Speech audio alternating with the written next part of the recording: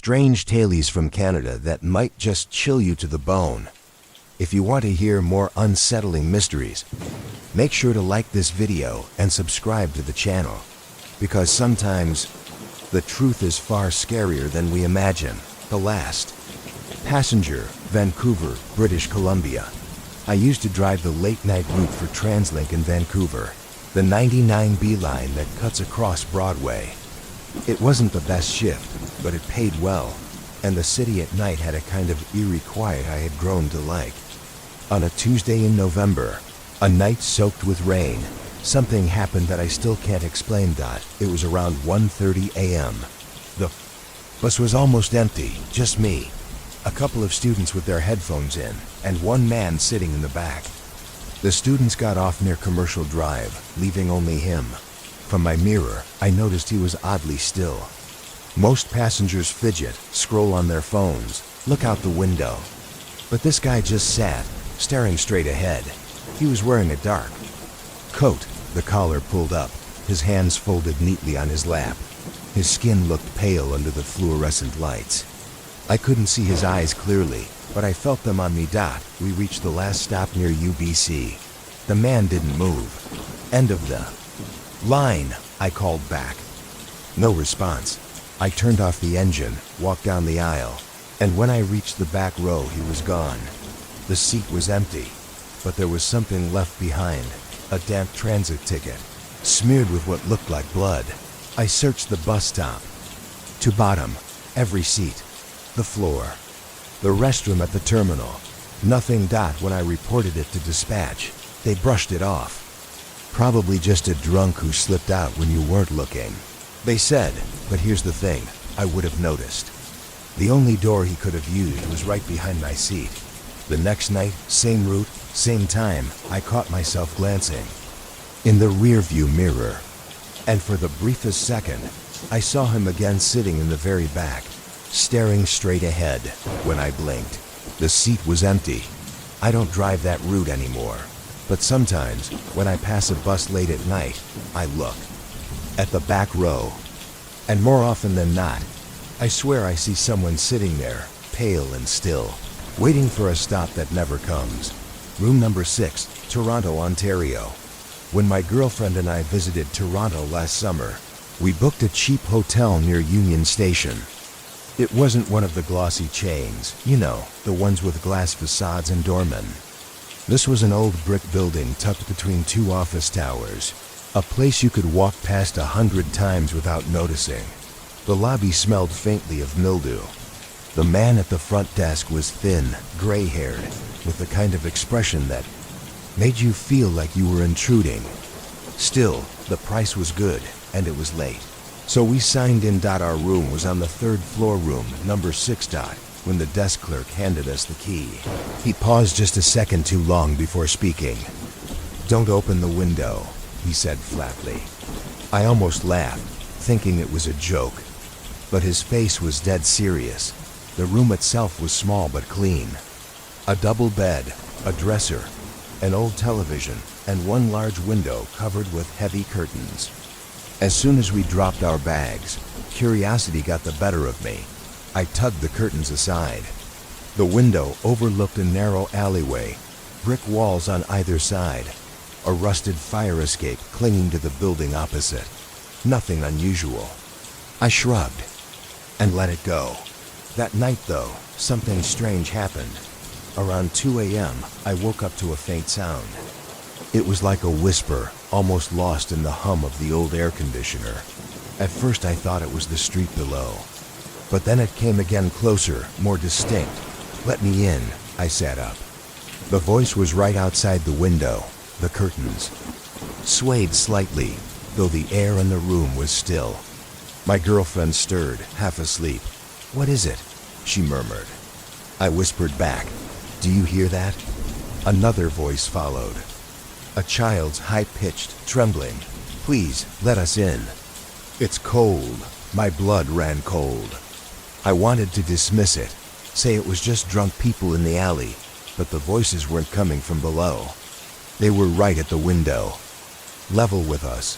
I stood, moved toward the curtains, and that's when something pressed against the glass.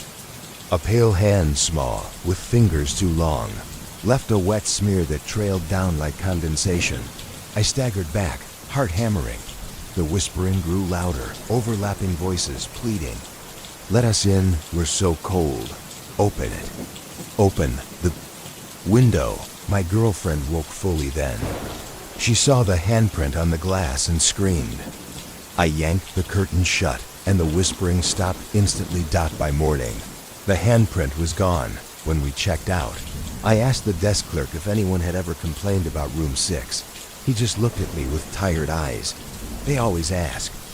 "About the window," he muttered. "But if you open it, you don't check out." We never spoke of it again. But every time I pass through Toronto, I think of that hotel. I've tried to look it up since searching maps, directories, even old business listings. It doesn't exist anymore. Or maybe it never did. The knocking at 3 a.m., Montreal, Quebec. In 2019, I rented a small apartment in Montreal, near the Plateau. It wasn't fancy, just a one-bedroom above a cafe, but it was cheap, and I loved the area. The landlord was a quiet older man who only gave me one warning when he handed over the keys. Don't answer the door after 3 a.m. At the time, I thought it was some kind of joke. Montreal has its quirks, sure, but this seemed absurd. I laughed, nodded, and moved in. For the first few weeks, nothing unusual happened. I got used to the sound of people leaving bars late at night, the traffic on Boulevard St. Laurent, the occasional shouts drifting up from the street. Then came the first knock. It was exactly 3:07. M. I remember because I glanced at my phone. When it woke me, the knock wasn't loud, 3 soft taps, deliberate, right on my apartment door. I froze, half asleep, trying to convince myself it was a neighbor. Maybe someone drunk, wrong door. But then it came again. Knock, knock, knock. This time slower. I didn't answer. Eventually, it stopped. The next night, it happened again. Same time. Same soft, deliberate knocking. By the 4th night, I decided I'd look through the peephole. When the knock came, I crept to the door and held my breath. Slowly, I pressed my eye to the glass. The hallway was empty, but the knocking continued right there on the wood, though there was no one standing outside. Terrified, I backed away. And then faintly, I heard a voice whisper through the door. "I know you're in there." I barely slept. The next morning, I went straight to the landlord. He didn't look surprised. "It happens sometimes," he said quietly. "That's why I told you, don't answer, no matter what." I demanded an explanation. He hesitated, then said, "Years ago, a tenant here opened the door. At 3 a.m., same knocking. We never saw her again. But every tenant after that hears it. I moved out a week later, packed up everything I owned, and left the keys on the counter. Still, sometimes, when I wake in the middle of the night, I swear I can hear it again. 3 soft knocks, patient, waiting. And I wonder what would have happened if I had opened that door." The woman in the snow, Calgary, Alberta. It was February when I drove through Calgary, a night so cold the streets seemed deserted. I was heading home from a late shift, cutting across a quiet stretch near Fish Creek Park. The snow was coming down hard, thick flakes blinding my windshield. That's when I saw her, a woman, standing on the side of the road, no coat, just a thin dress clinging to her in the storm. Her hair was dark, plastered wet against her face. She raised one arm slowly, like she was asking for help. I pulled over, heart racing. "Are you all right?" I called, rolling the window down. She didn't answer. She just looked at me. Her skin was pale, too pale, and her lips a faint shade of blue. I was about to step out when I noticed something that froze me in place. Snow wasn't settling on her. It fell around her, covering the ground, the trees, my car, but not her. Her dress, her hair, her shoulders remained untouched, as if the storm refused to touch her. She suddenly moved closer, gliding more than walking, her feet leaving no prints in the snow. She stopped just inches from my car door and leaned down to the window. Her eyes were wide, hollow, and her mouth trembled as if she were whispering. But I heard nothing. Then, all at once, a violent chill swept into the car. My breath fogged instantly. The dashboard lights flickered. I panicked, slammed the gas, and sped off without looking back. When I glanced in the rearview mirror, she was gone. I told myself it had to be exhaustion, a trick of the storm. But the next morning, when I checked the side of my car, I found a handprint on the frosted glass of the passenger window. It was small, delicate, and burned into the ice like frostbite. Weeks later, I heard a story from a coworker. Years ago, a young woman had been found frozen near that same stretch of road, a victim of a late-night accident. Drivers still talk about seeing her sometimes, always in the middle of a snowstorm, always reaching out for a ride. But if you stop, they say, she gets in the car and you don't drive home alone. The elevator that doesn't stop, Ottawa, Ontario. Back in 2016, I moved into a mid-rise apartment building in downtown Ottawa. It wasn't new built sometime in the 70s, but the rent was affordable, and I didn't mind the dated carpets and flickering lights. The first week, the superintendent gave me one piece of advice when he handed me the keys. If you're ever in the elevator and it goes past your floor, don't stay inside. Get out before it hits B3. I thought he was kidding. The building only had 2 basement levels. For a while, nothing strange happened. The elevator was old, creaky, and sometimes stalled for a few seconds between floors, but it worked. Then one night, around midnight, I got in on the 9th floor. I pressed 2. The elevator started down normally, but didn't stop dotted past 2, then 1, then the lobby. I pressed the emergency stop, but the button did nothing. The digital display showed B1. The doors didn't open. Instead, it shuddered and kept going. B2, still closed, and then B3. But there was no B3. The lights flickered, and the air grew cold, damp. The elevator stopped with a jolt, and the doors slid open. I'll never forget what I saw. It wasn't a basement. It was a long, dim corridor stretching into darkness, lined with concrete walls wet with condensation. The floor was covered in what looked like stagnant water, and I could hear faint dripping echoing in the distance. And then movement. A figure at the far end, crawling on hands and knees, too fast, too jerky. I slammed the close door button. Again and again, until finally the elevator groaned and lurched upward. The display blinked wildly, B2, B1, all before finally stopping at the lobby. When I stumbled out, the security guard looked at me and just shook his head. "You wrote it down, didn't you?" He muttered. "Happens every few years." I moved. Out 2 months later. Sometimes I wonder what would have happened if I hadn't pressed the button in time, if I'd stepped out into that corridor. And more than once, I've woken from dreams where I'm back inside that elevator. The doors sliding open to B3 with something waiting in the dark. The Lake of Whispers, British Columbia. There's a lake tucked deep in the mountains of British Columbia, about a 2-hour drive north of Kamloops. Locals call it Whisper Lake, though it doesn't appear on most maps. In the summer of 2018, a group of friends decided to camp there for the weekend. The water was crystal clear, the air still, and they were the only people around. It seemed perfect until night fell. That first night, one of them, Jordan, woke to the sound of voices. They were faint, almost like whispers carrying over the water. He thought maybe it was the wind or his friends talking in their sleep. The next night, the whispers grew louder. Everyone heard them. They were hushed, urgent, and always seemed to come from the middle of the lake. The group joked nervously, saying it was probably just echoes bouncing off the mountains. On the third night, Jordan decided to record the sound. Around 2 a.m., he pointed his phone toward the lake. The whispers rose, dozens of voices overlapping, speaking in a language none of them recognized. When he played it back, the recording was nearly silent except for one clear voice. close to the microphone, whispering his name. Shaken, they agreed to leave the next morning.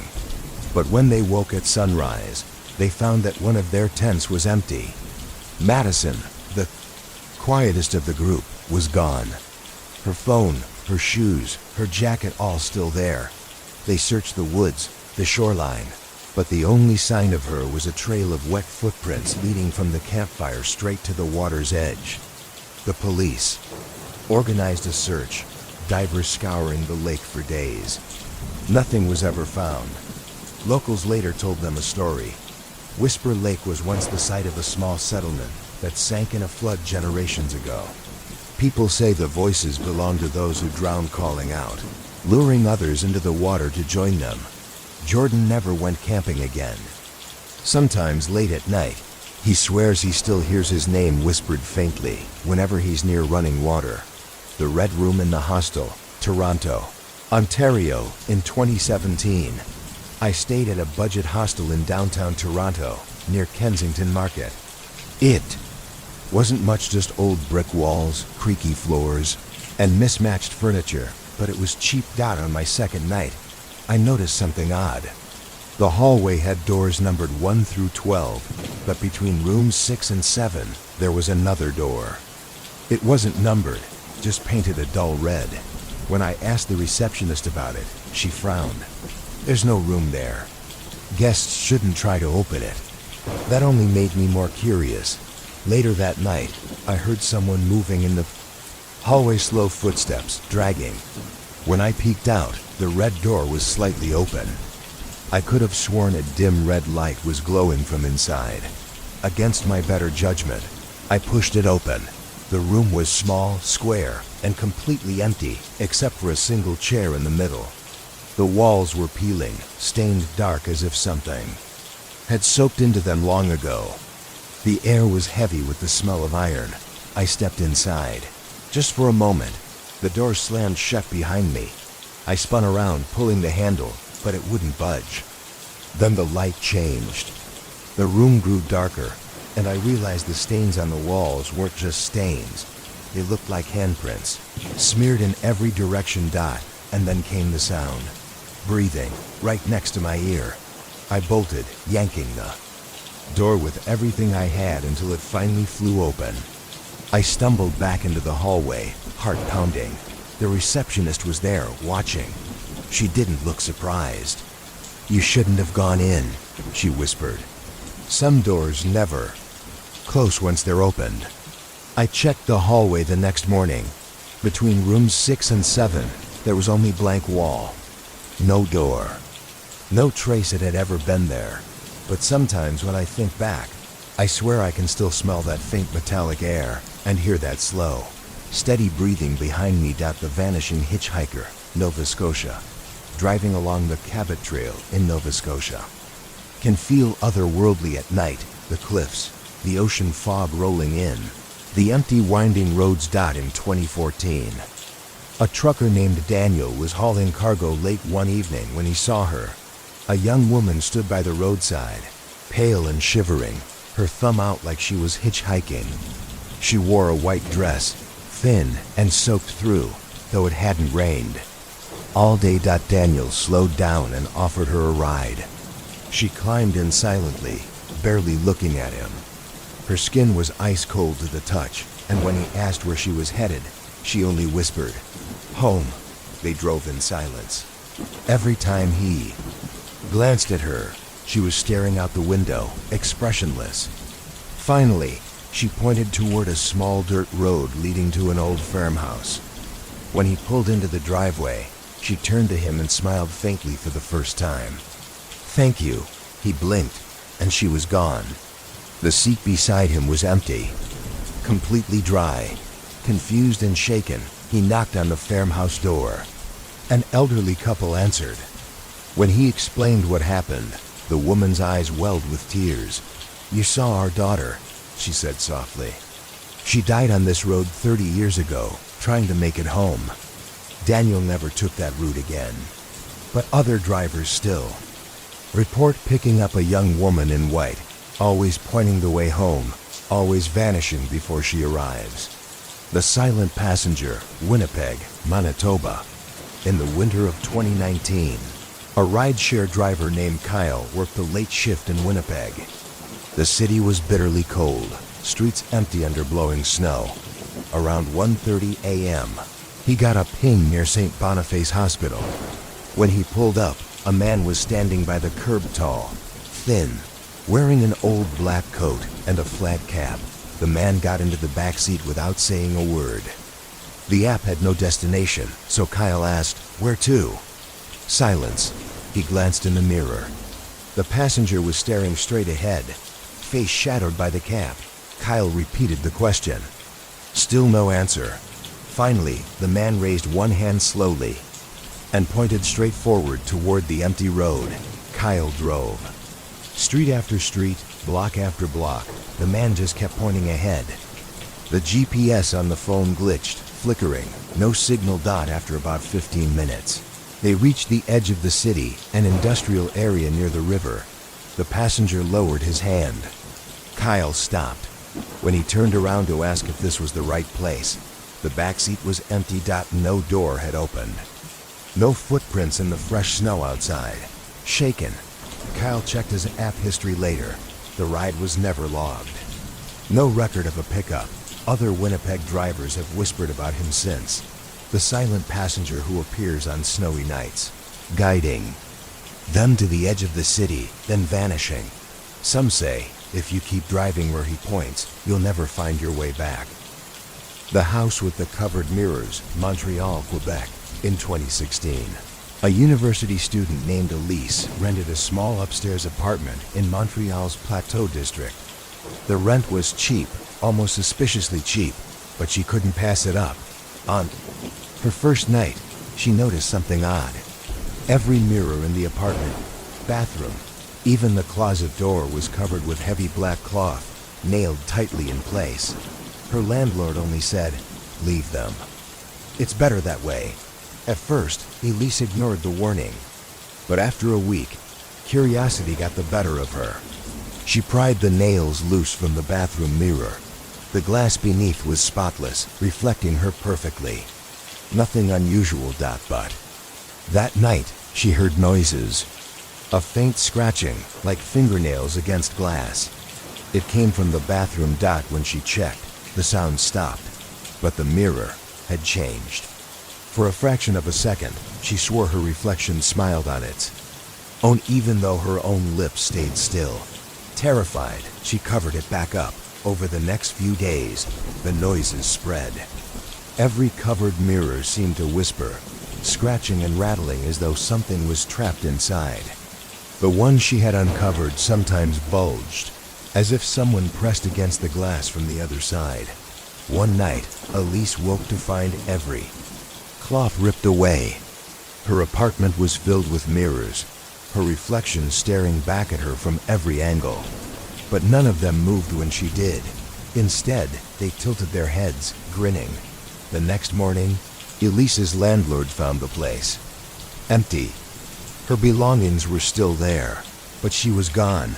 Only the mirrors remained, each one uncovered, each one holding a reflection that didn't quite match. The woman on the tracks. Calgary, Alberta. In Calgary, the C train runs late into the night. Its stations often empty once the bars closed. In 2015, a security guard named Marcus was making his rounds near the Bridgeland station just after 2 a.m. when he saw her. A woman in a long gray coat stood on the edge of the platform, staring down at the tracks. Her hair hung loose over her face, unmoving even in the winter wind. Marcus called out, asking if she was all right. She didn't respond.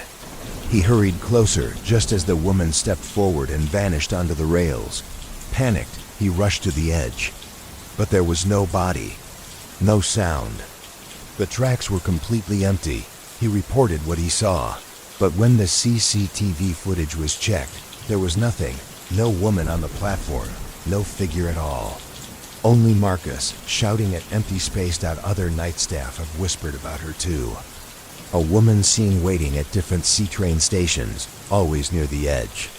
Some say she throws herself onto the tracks. others that she simply disappears when approached. The legend goes back decades. Supposedly, a young woman took her own life along the line during construction in the 1980s. They say she never left. Marcus quit his job not long after. But whenever he rides the train late at night, he refuses to look toward the tracks, afraid he might see her again, standing there in her gray coat, waiting for someone else to notice.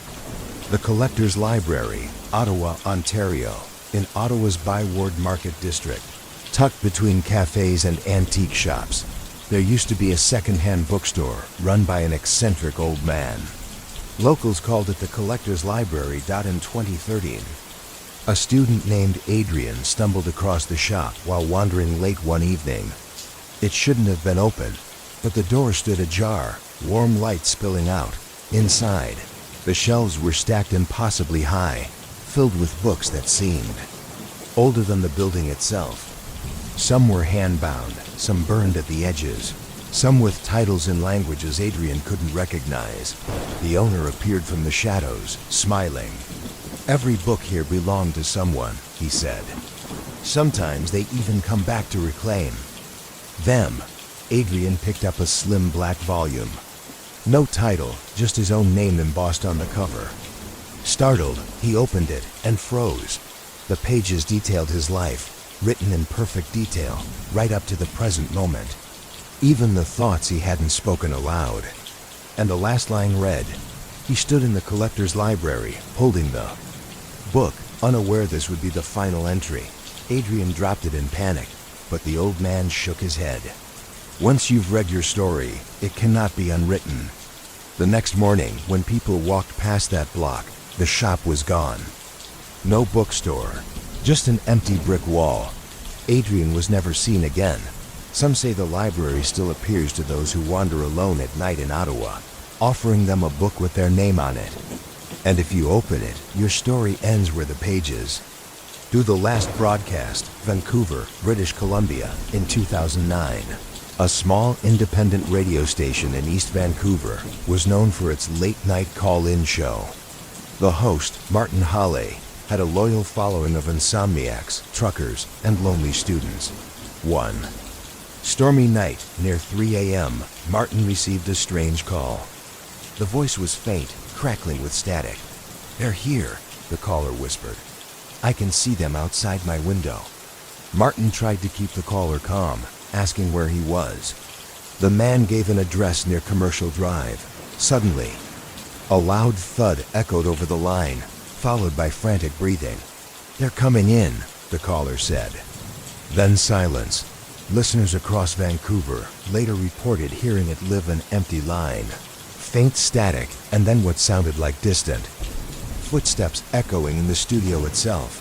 Martin laughed nervously and moved on with the show. But according to staff, when they checked the call logs, there was no record of that number. No trace of the call.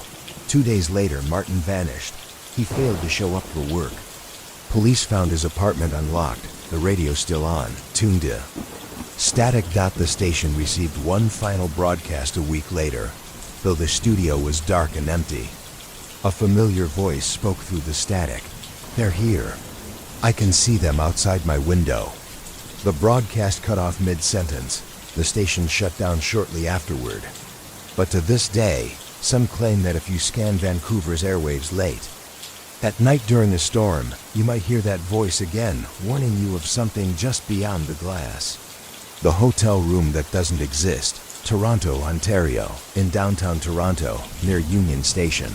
There's an old hotel that has been renovated many times. Business travelers come and go, but some whisper about a room that isn't supposed to be there. In 2017, a woman named Dana checked in late after a delayed flight. The receptionist gave her the key card to rooms 6 to 17. She took the elevator, rolled her suitcase down the hall, and found the door waiting. Inside. The room looked ordinary at first. Beige walls, a single bed, a desk by the window, but everything felt slightly wrong. The air was heavy. The light bulbs flickered, and though the curtains were drawn, she heard the sound of traffic far too loud. as if the window opened onto the street instead of the 6th floor. That night, Dana awoke to tapping on the glass. When she pulled the curtains aside, she nearly screamed. The window did not look out onto Toronto's streets. It looked down into the hotel lobby, 6 floors below. And staring up at her from the lobby floor was herself. Another Dana, standing motionless, gazing up with a blank expression. Terrified, she packed her things and fled. But when she reached the lobby to demand a new room, the receptionist looked confused.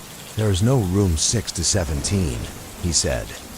The 6th floor ends at 6 to 15. When staff checked, they found only a blank stretch of wall where Dana swore the door had been.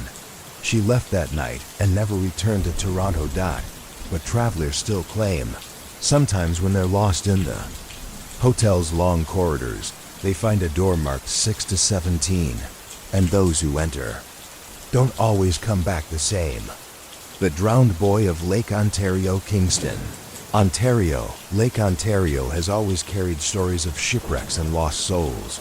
But near Kingston, locals speak of something more recent. In 2010, a family was picnicking by the shore when their young son, Evan, wandered too close to the water. By the time anyone noticed, he was gone. Divers searched for days, but his body was never recovered.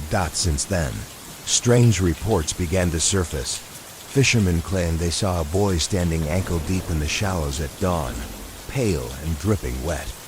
When they called out to him, he slipped beneath the surface without a ripple.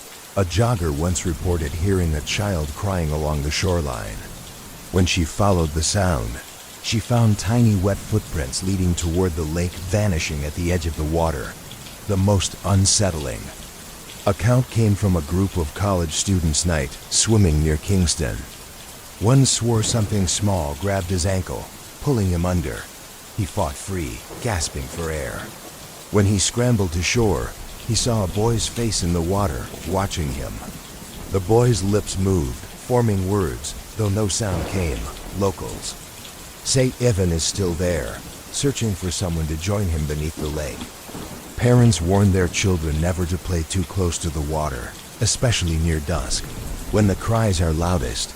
Some believe if you hear him calling your name, it's already too late.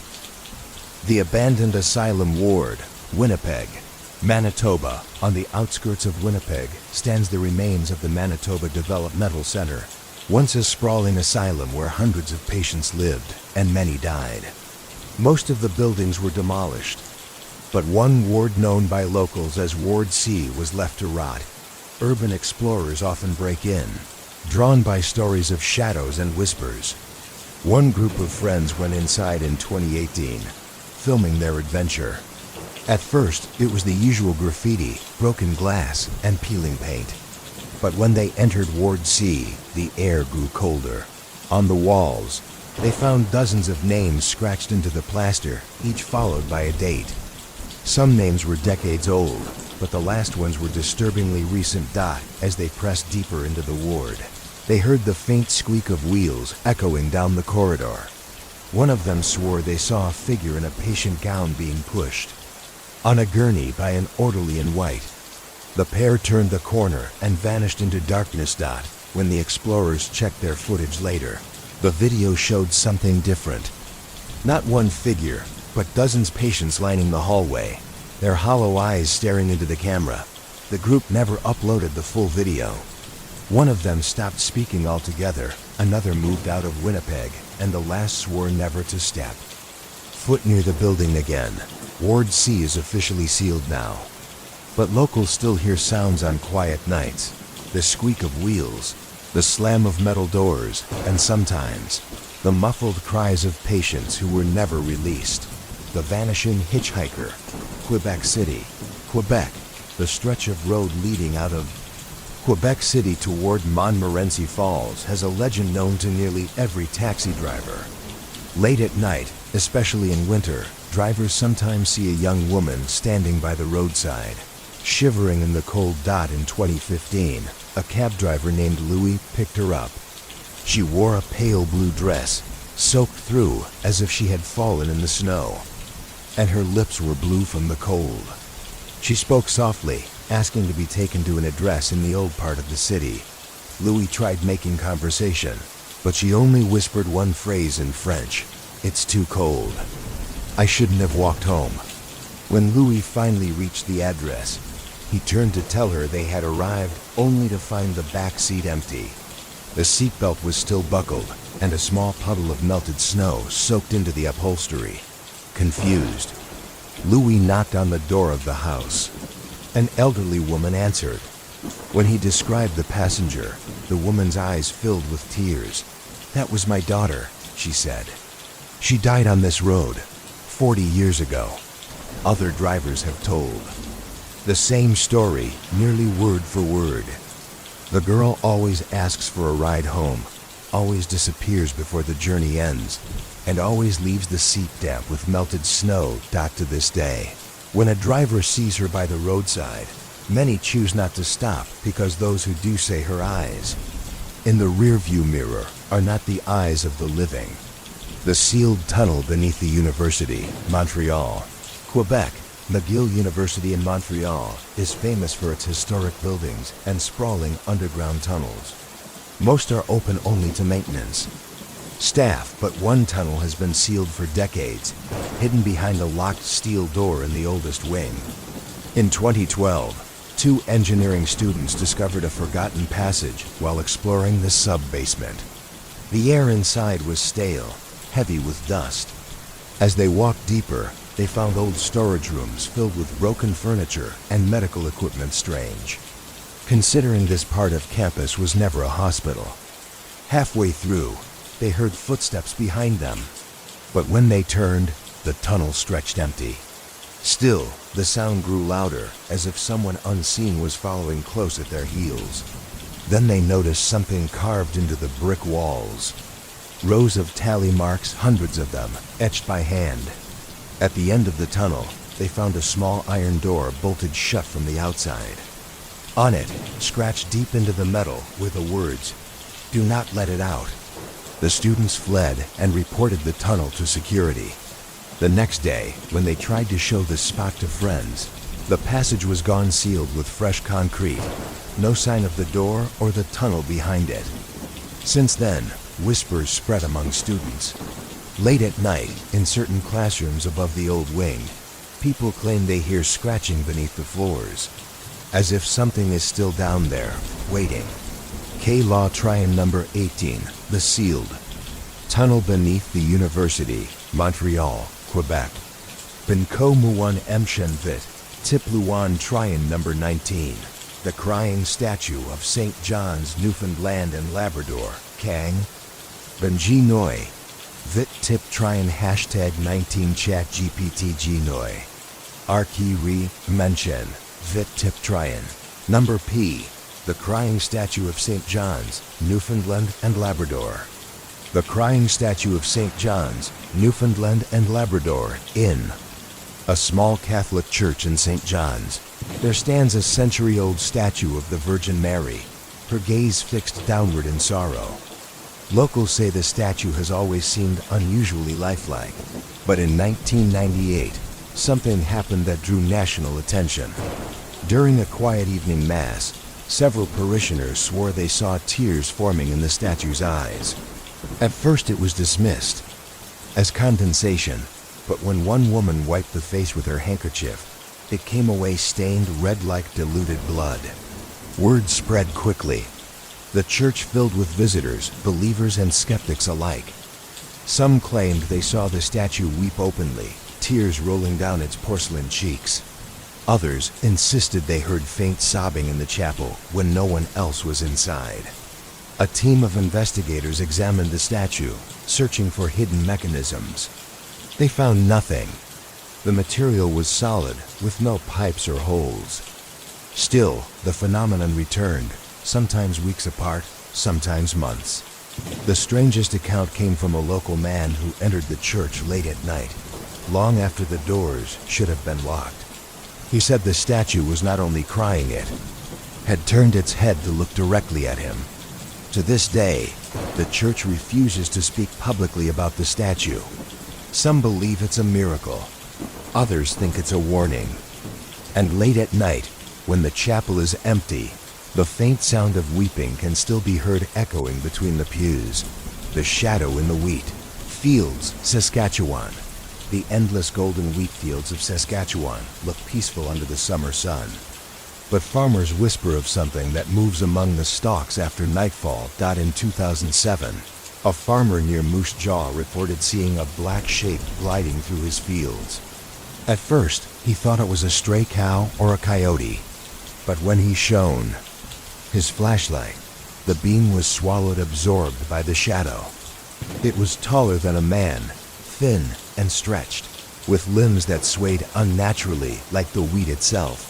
Over the years, others told similar stories. Tractors shutting down in the middle of the fields, radios filling with static, and footsteps crunching just behind workers walking home at dusk. One boy even claimed he saw the shadow crouch low in the wheat, its face inches from the ground, smelling the earth. The most chilling account came from a harvest crew in 2016. At dusk, they spotted someone standing in the far corner of the field. Thinking it was a trespasser, they approached only for the figure to dissolve into the stalks. Moments later, the wheat around them bent in a circle, as though something massive was moving unseen. When they fled to the farmhouse, they looked back.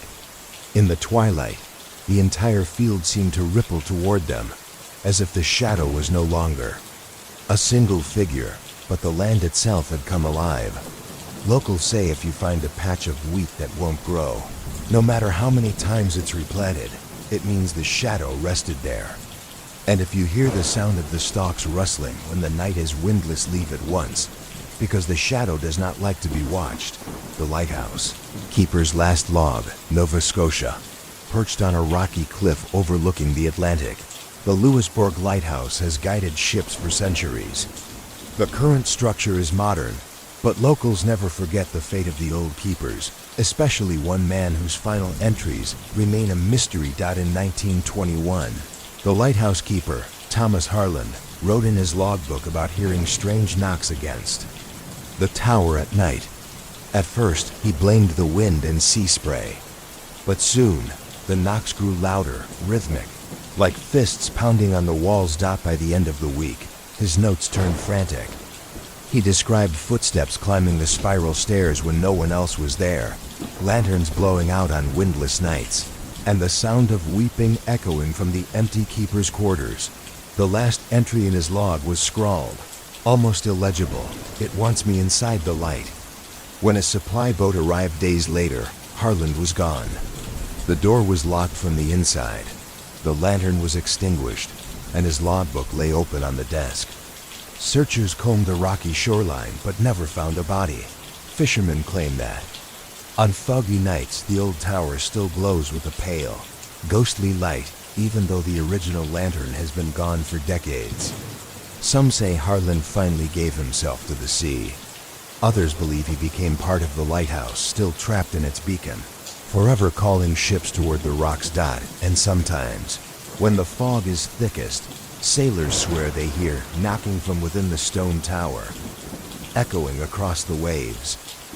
The Room with No Number, Toronto, Ontario. In downtown Toronto, one historic hotel dating back to the early 1900s has a secret known only to staff. A guest room that does not appear on the official floor plans. Housekeepers whisper about it. A locked door in a long hallway on the 12th floor. There is no number on the frame, only a tarnished brass handle. Most workers are told to ignore it, but every so often, someone hears noises coming from within. Footsteps pacing, faint music, or the sound of a man laughing. In 1983, a young bellhop claimed he accidentally opened the door while delivering luggage. Inside was a perfectly furnished hotel room, lit by a single lamp.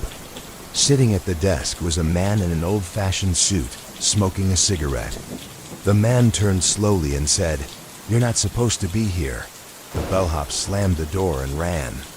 When he returned minutes later with a manager, the room was empty, just a dusty storage closet filled with broken furniture. Guests sometimes report strange happenings near that part of the hallway. Luggage disappearing, elevators refusing to stop on the 12th floor, and once, a woman swore. She saw the door handle turn on its own as she passed. The hotel denies the room exists. But former employees whisper that if you ever stay there long enough, the door will eventually open for you. And if you go inside, you may never check out. The Screaming Bridge, Edmonton, Alberta. On the outskirts of Edmonton, there is an old railway bridge long abandoned after a train derailment in the 1950s. Locals call it the Screaming Bridge because of what you hear if you linger there after dark. The story goes that on a winter night in 1954, a passenger train jumped the tracks and plunged into the icy river below. Several cars sank, trapping dozens inside. Survivors claimed they could still hear pounding on the windows as the current dragged the carriages beneath the ice dock today. The bridge stands rusted and unsafe, but thrill seekers still sneak onto it. Many report the same terrifying phenomenon. The sound of steel screeching as if the train is derailing all over again. Then, from below the bridge, comes the echo of dozens of voices screaming in unison, before being cut off suddenly, like the river swallowed them. Mid-breath. One teenager in 1999 claimed he saw the lights of a train barreling across the tracks toward him. He leapt from the bridge in panic, breaking his leg on the rocks. When rescuers arrived, there was no train, no headlights, just silence and the frozen river. Some say the victims never left, their final cries looping endlessly, replaying the moment of their deaths. Others warn that if you stand on the bridge too long, you'll feel icy hands tugging at your ankles, trying to pull you down into the river with them. And once you've heard the screams, they say you'll hear them again every time you're near water. The vanishing hitchhiker of Highway 16, British Columbia. Highway 16 in northern British Columbia is infamous, known as the Highway of Tears for the many people who have gone missing there. Among the tragic stories, one tale stands out: the vanishing hitchhiker. Drivers have long reported seeing a young woman standing on the roadside late at night. She looks exhausted, sometimes barefoot, wearing a light jacket despite the cold. When approached, she asks softly for a ride to the next town. Most drivers, feeling sympathy, let her in. At first, she seems normal, quiet, polite, often staring out the window. But just before reaching the town, the passenger seat is suddenly empty. No sound, no movement. She simply vanishes. One trucker in 2002 swore he gave the girl his coat after she said she was freezing. When she disappeared, the coat went with her. Days later, the same coat was found folded neatly on the roadside where he had first picked her up. Another driver said she spoke only once during the ride, whispering, "I never made it home." Locals believe the hitchhiker is the restless spirit of one of the many missing women whose cases remain unsolved along the highway. Some say picking her up is an act of compassion that ensures safe passage on the lonely road. Others warn that if you ignore her, you might be the next to vanish. Even today, truckers say when they pass that stretch of road on foggy nights, they keep their eyes forward, because if you look too closely, you might see her waiting. The frozen faces of Lake Superior, Ontario. Lake Superior is vast and unforgiving, claiming more ships than any other of the Great Lakes. But along the northern Ontario shoreline, locals whisper of something stranger than shipwrecks' faces, frozen beneath the ice. Fishermen tell of looking down through the clear winter ice and seeing human faces staring back at them. The features are eerily detailed: wide eyes, open mouths, and expressions of terror. When the fishermen return the next day, the faces have shifted, as if the ice itself had swallowed them whole and moved on.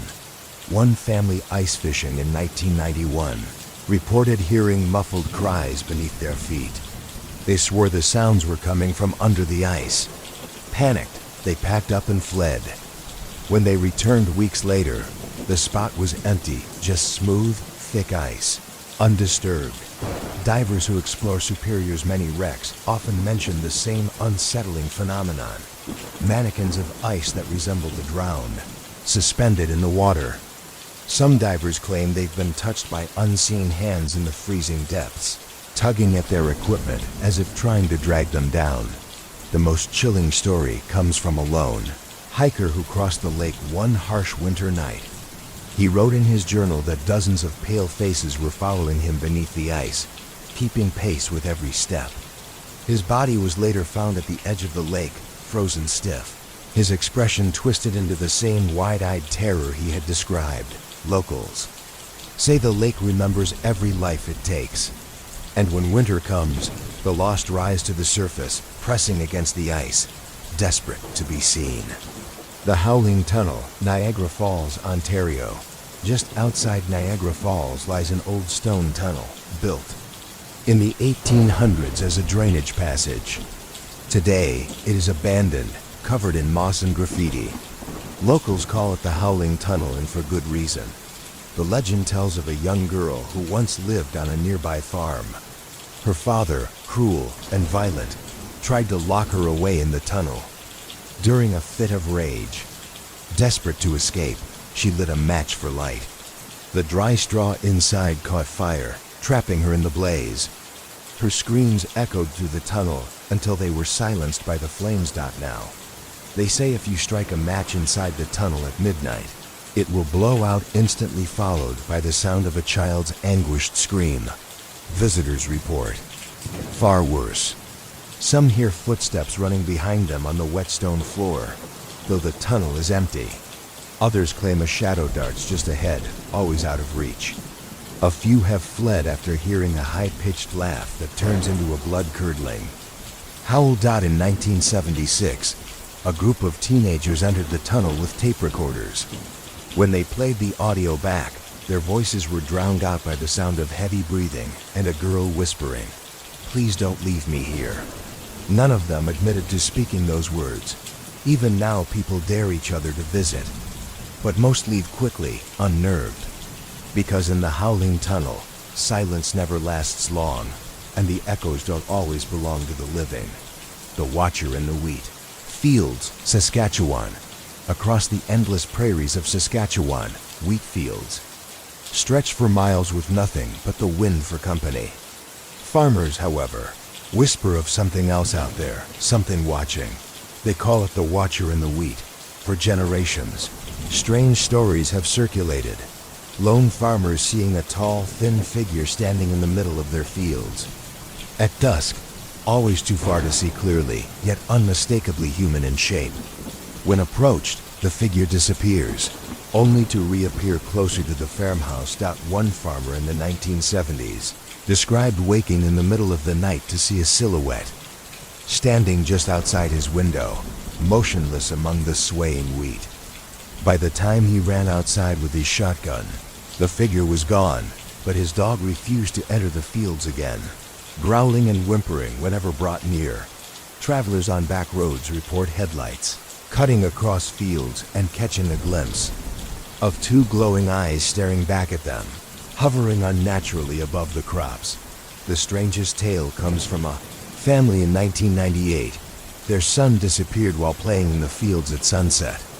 Search parties combed the area, finding only his small footprints circling in confused patterns before stopping abruptly, as if he had been lifted straight from the ground. The boy was never found. Locals say the Watcher takes those who stray too far into the wheat alone, feeding on their fear before pulling them away forever. That's why, when the wind whistles across the prairie at night, some refuse to listen too closely. They say it's not the wind at all, it's the Watcher, breathing. The lighthouse keeper of Sambro Island, Nova Scotia, just off the coast of Halifax, stands the Sambro Island Lighthouse, the oldest functioning lighthouse in North America. Built in 1758, it has guided countless ships through the treacherous waters, but sailors claim it is guarded by more than its shining beacon. For over 2 centuries, reports of a ghostly figure patrolling the tower have persisted. They say he is the spirit of a long-dead lighthouse keeper who refused to abandon his post even in death. One stormy night in the 1800s, a ship was drifting dangerously close to the rocks. Though the keeper had been buried weeks earlier, sailors swore they saw his silhouette in the lantern room, swinging the light furiously until the vessel changed course. The ship survived, but when rescuers reached the lighthouse, it was locked and empty. Modern visitors tell similar stories. Workers maintaining the tower report heavy boots pacing above them, though no one is there. Some claim to hear the creak of a lantern being lifted, followed by a deep voice muttering, "Stay clear of the rocks." In 1996, a group of tourists spent the night on the island. One awoke to see a man in a heavy coat standing at the top of the stairs. Thinking it was a guide, she called out, but the figure turned, revealing a face pale as chalk, with hollow eyes that glowed faintly in the dark. He vanished into thin air. Sailors believe the keeper still guards Sambro Island, warning ships away from danger. But others whisper he's not just protecting the coast, he's protecting something hidden within the lighthouse itself. The Devils. Footprints, Prince Edward Island on a quiet night in the 1800s. The townsfolk of Charlottetown. Prince Edward Island attended a lively dance at a community hall.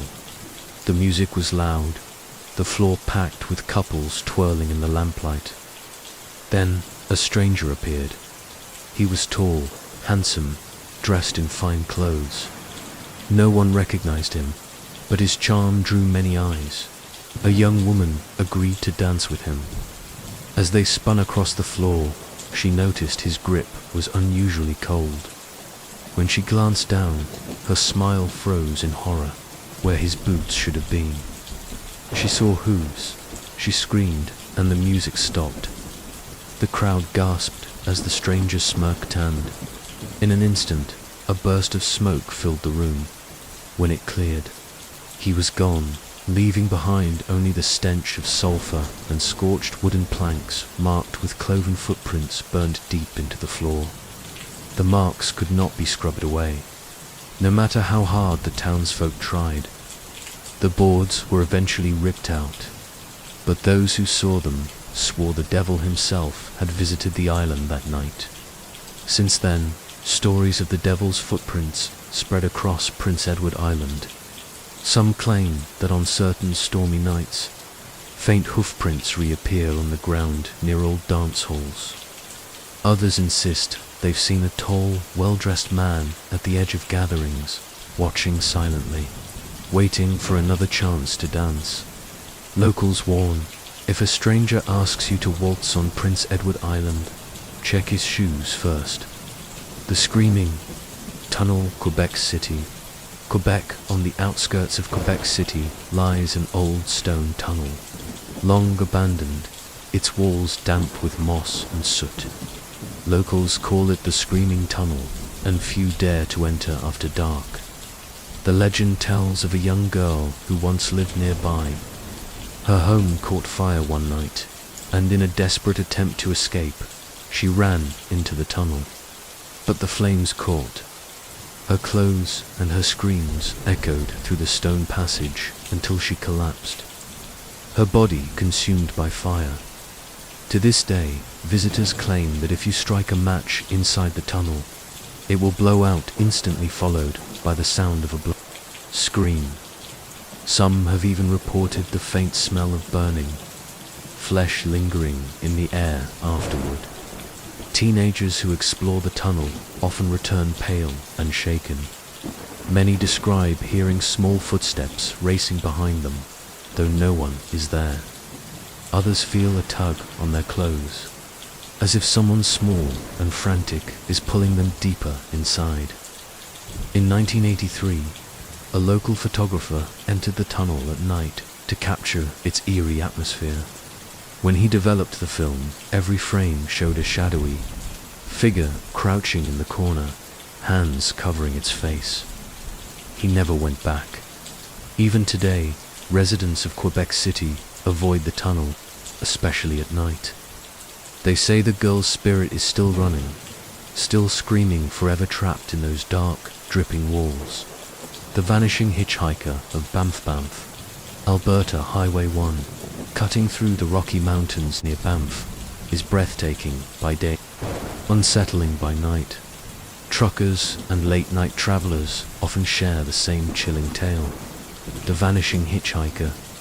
They describe a young woman standing by the roadside, pale and shivering, dressed in an old-fashioned white coat.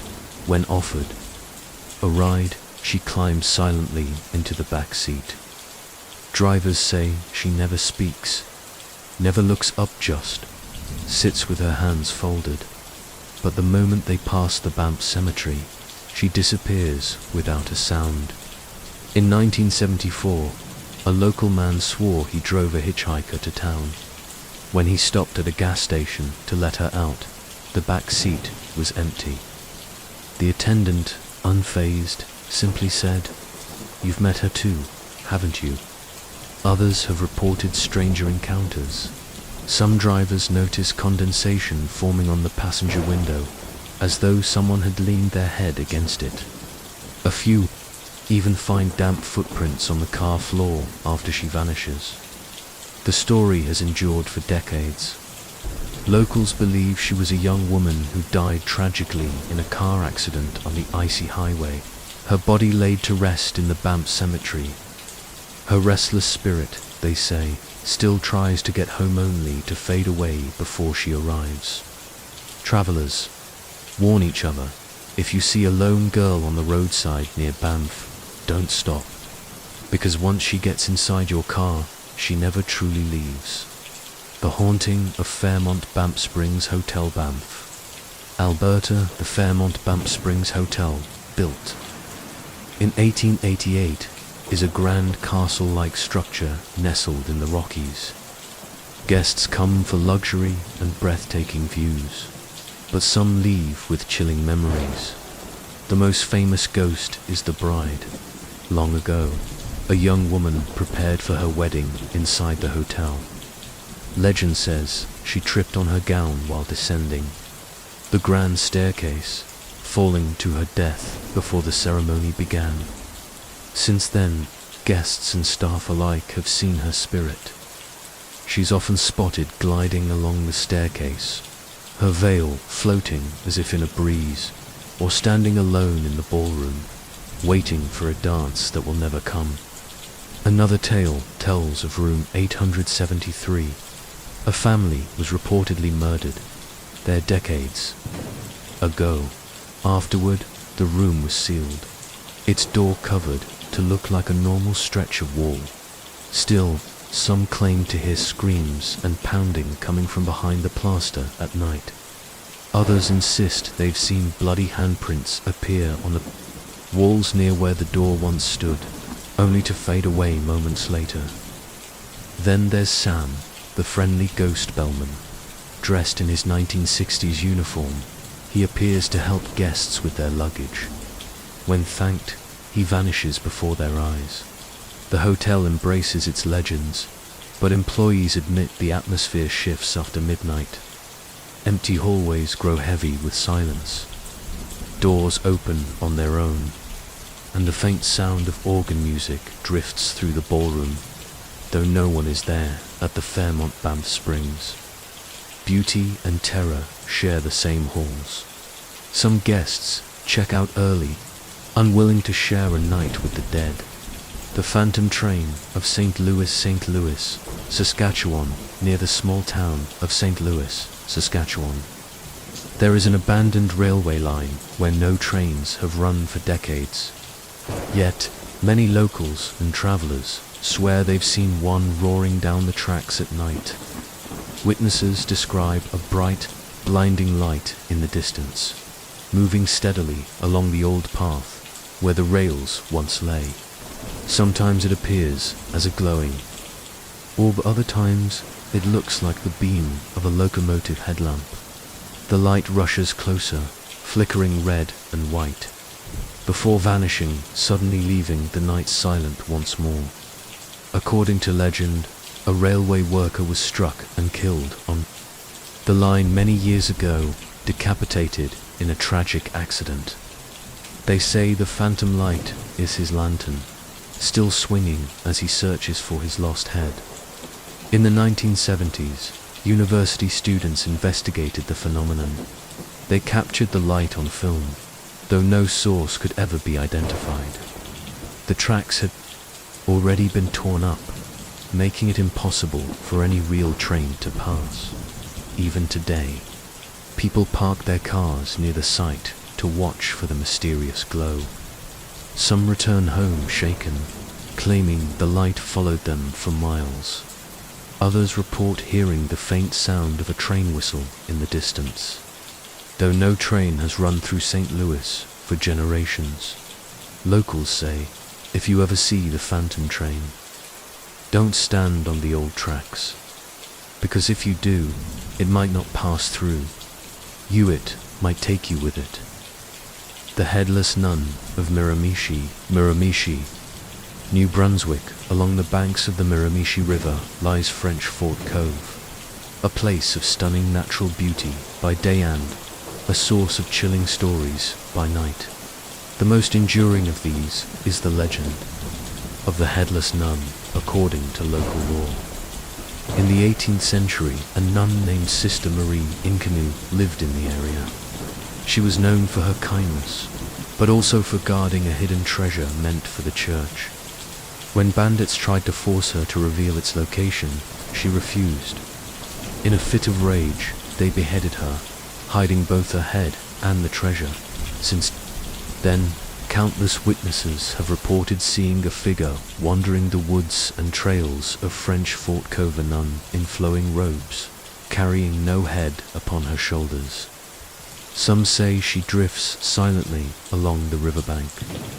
Others claim to hear her, anguished moans echoing through the trees. Visitors who linger after dark often feel a cold rush of air, as though something has brushed past them. A few have reported waking from sleep while camping nearby to see a headless silhouette standing at the edge of their tent. Treasure hunters still come to the cove, digging in secret, hoping to find what Sister Marie died protecting. But locals warn, the headless nun guards her secret well. Those who seek the treasure often leave empty-handed, not at all. Even today, French Fort Cove draws thrill seekers and ghost hunters, and when the night grows still, they say you can sometimes see her shadow by the water, still searching for the head she lost centuries ago. The burning ship of Northumberland, Strait Prince Edward Island. Fishermen along the Northumberland Strait, the waters that separate Prince Edward Island from the mainland, have passed down the same terrifying story for generations.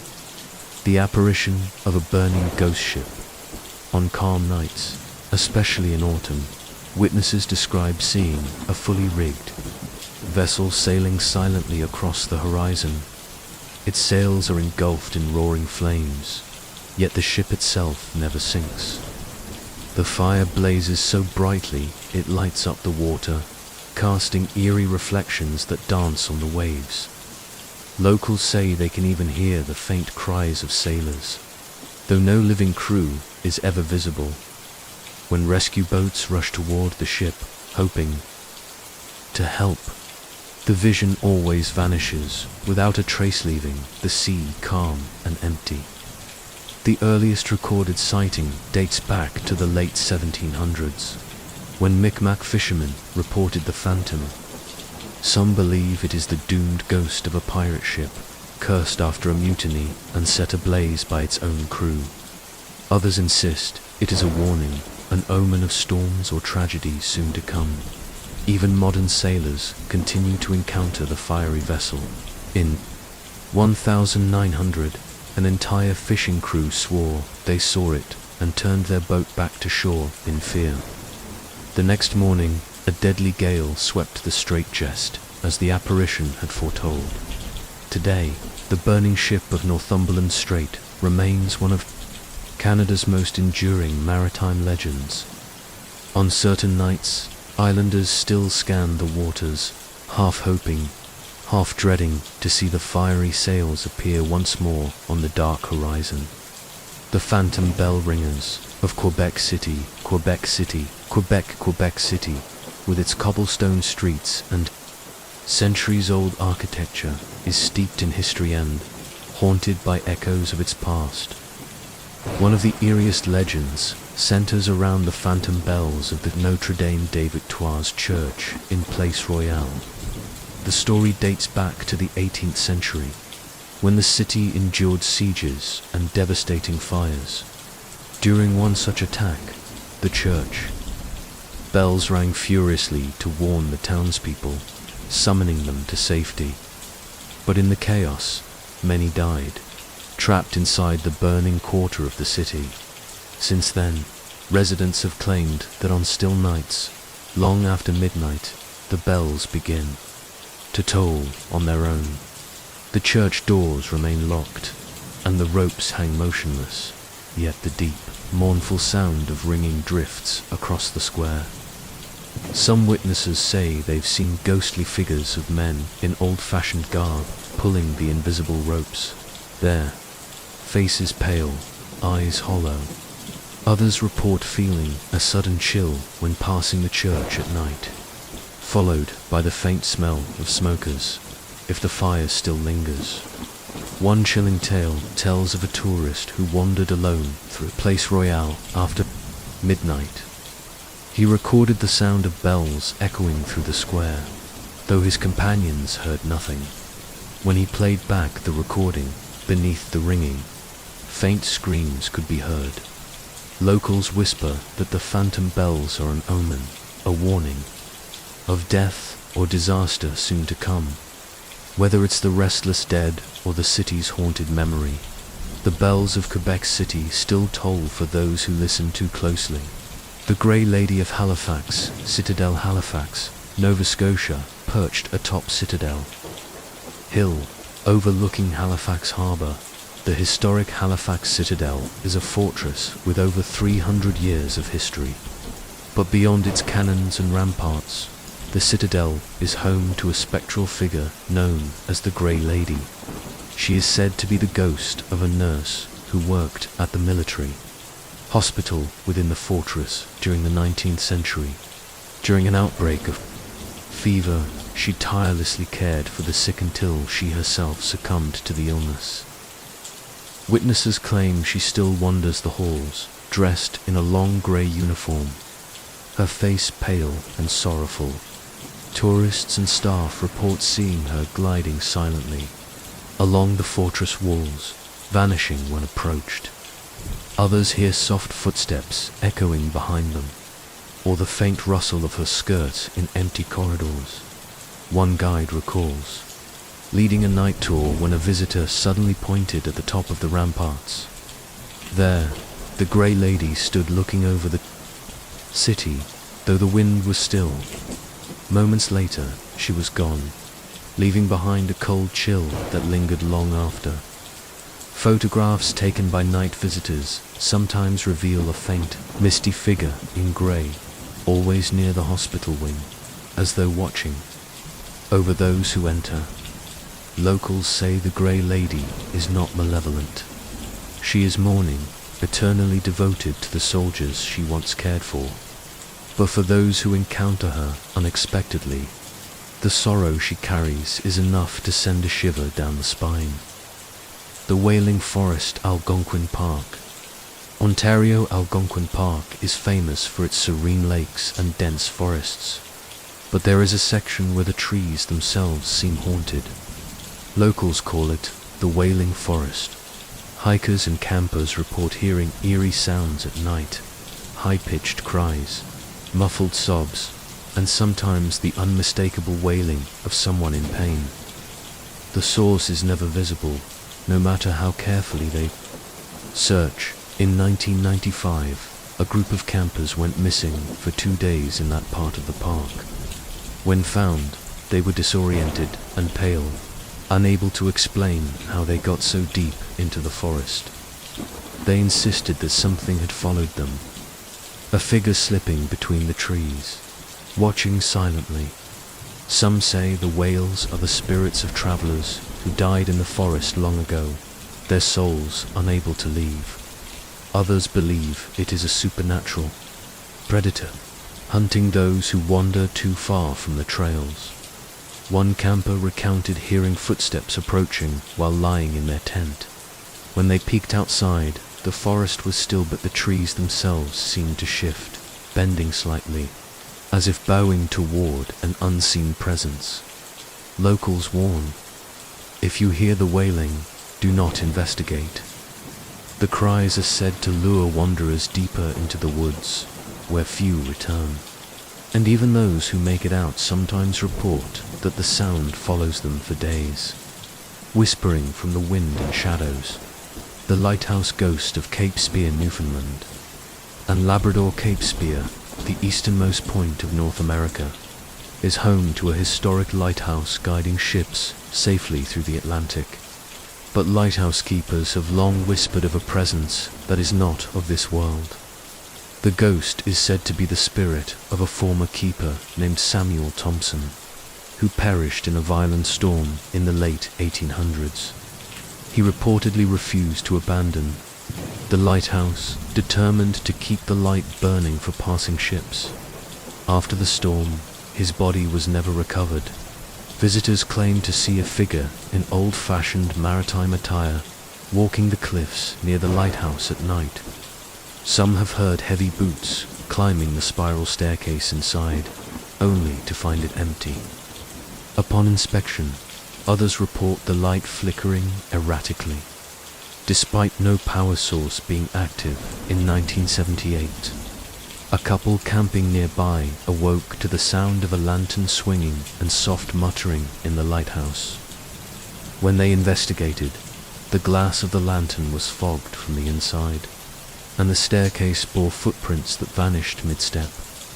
Locals say Samuel's spirit remains vigilant, protecting the coast, but those who wander too close at night sometimes experience a cold hand brushing against their shoulder or a whisper in their ear. Keep the light burning. To this day, the Cape Spear Lighthouse stands as a sentinel over the Atlantic, watched by both the living and the restless. Spirit of its devoted keeper. The frozen cabin Yellowknife, Northwest Territories, deep in the forests outside Yellowknife. There is an old log cabin abandoned decades ago. Locals call it the frozen cabin, for it is said to remain unnaturally cold, even in the summer months. In 1982, a group of hunters sought shelter there during an unexpected snowstorm. Inside, the cabin was furnished as if still lived in, though thick frost coated the floors and walls. As night fell, strange events began. One of the hunters awoke to find footprints forming inside the cabin's wall, barefoot prints that did not belong to anyone in the group. The others reported hearing whispers in the dark, indistinct words that seemed to come from the walls themselves. At midnight, a cold wind swept through the cabin, extinguishing their lanterns. In the flickering moonlight, they saw a figure, a man, frozen, stiff, staring at them with glassy eyes, his lips moving as if trying to speak. When they ran to the door, it was locked from the outside. They escaped only when morning light revealed that the cabin had no lock on the door, and all their footprints from the night before had vanished except the ones leading to the frozen man, which disappeared as if he had never moved. Since then, travelers in the area avoid the cabin. Those who dare approach say a deep chill surrounds it, and some swear they see a figure standing silently at the window, watching them, waiting for the next visitor to be trapped by the cold. The Phantom Miner, Sudbury, Ontario. Sudbury is known for its rich mining history, but beneath its surface lies a tale that chills even seasoned miners. Workers speak of a ghostly figure roaming the abandoned shafts, a miner who never left in the 1930s. A young miner named Henry Caldwell died in a collapse while working alone in one of the deeper tunnels. Rescue crews recovered some of his belongings, but his body was never fully found. Since then, miners claimed to hear pickaxes striking rock in empty tunnels, heavy boots echoing on wooden supports, and the occasional anguished shout of a man trapped underground. One evening in 1987, a team descended into a long-sealed shaft to inspect it. As they advanced, the lights of their helmets flickered, and the temperature dropped sharply. One worker swore he saw a figure in a soot-streaked uniform swinging a pickaxe butt. When he blinked, the figure was gone. The air seemed to carry a faint whisper, "Help me." Photographs taken by urban explorers sometimes show a shadowy miner leaning against walls or peering from tunnels, though no one is there. Many believe Henry is still trapped, wandering the shafts in search of an exit that no longer exists. Locals warn, if you descend into the old Sudbury mines at night, listen closely, but not too closely. The phantom miner may hear you too. The Crying Bride, Niagara-on-Lake, Ontario, in the historic town of Niagara-on-Lake. There's a small chapel famous for its centuries-old weddings, but also for a ghostly figure known as the Crying Bride. Legend says a young woman named Elizabeth was left at the altar in the early 1800s.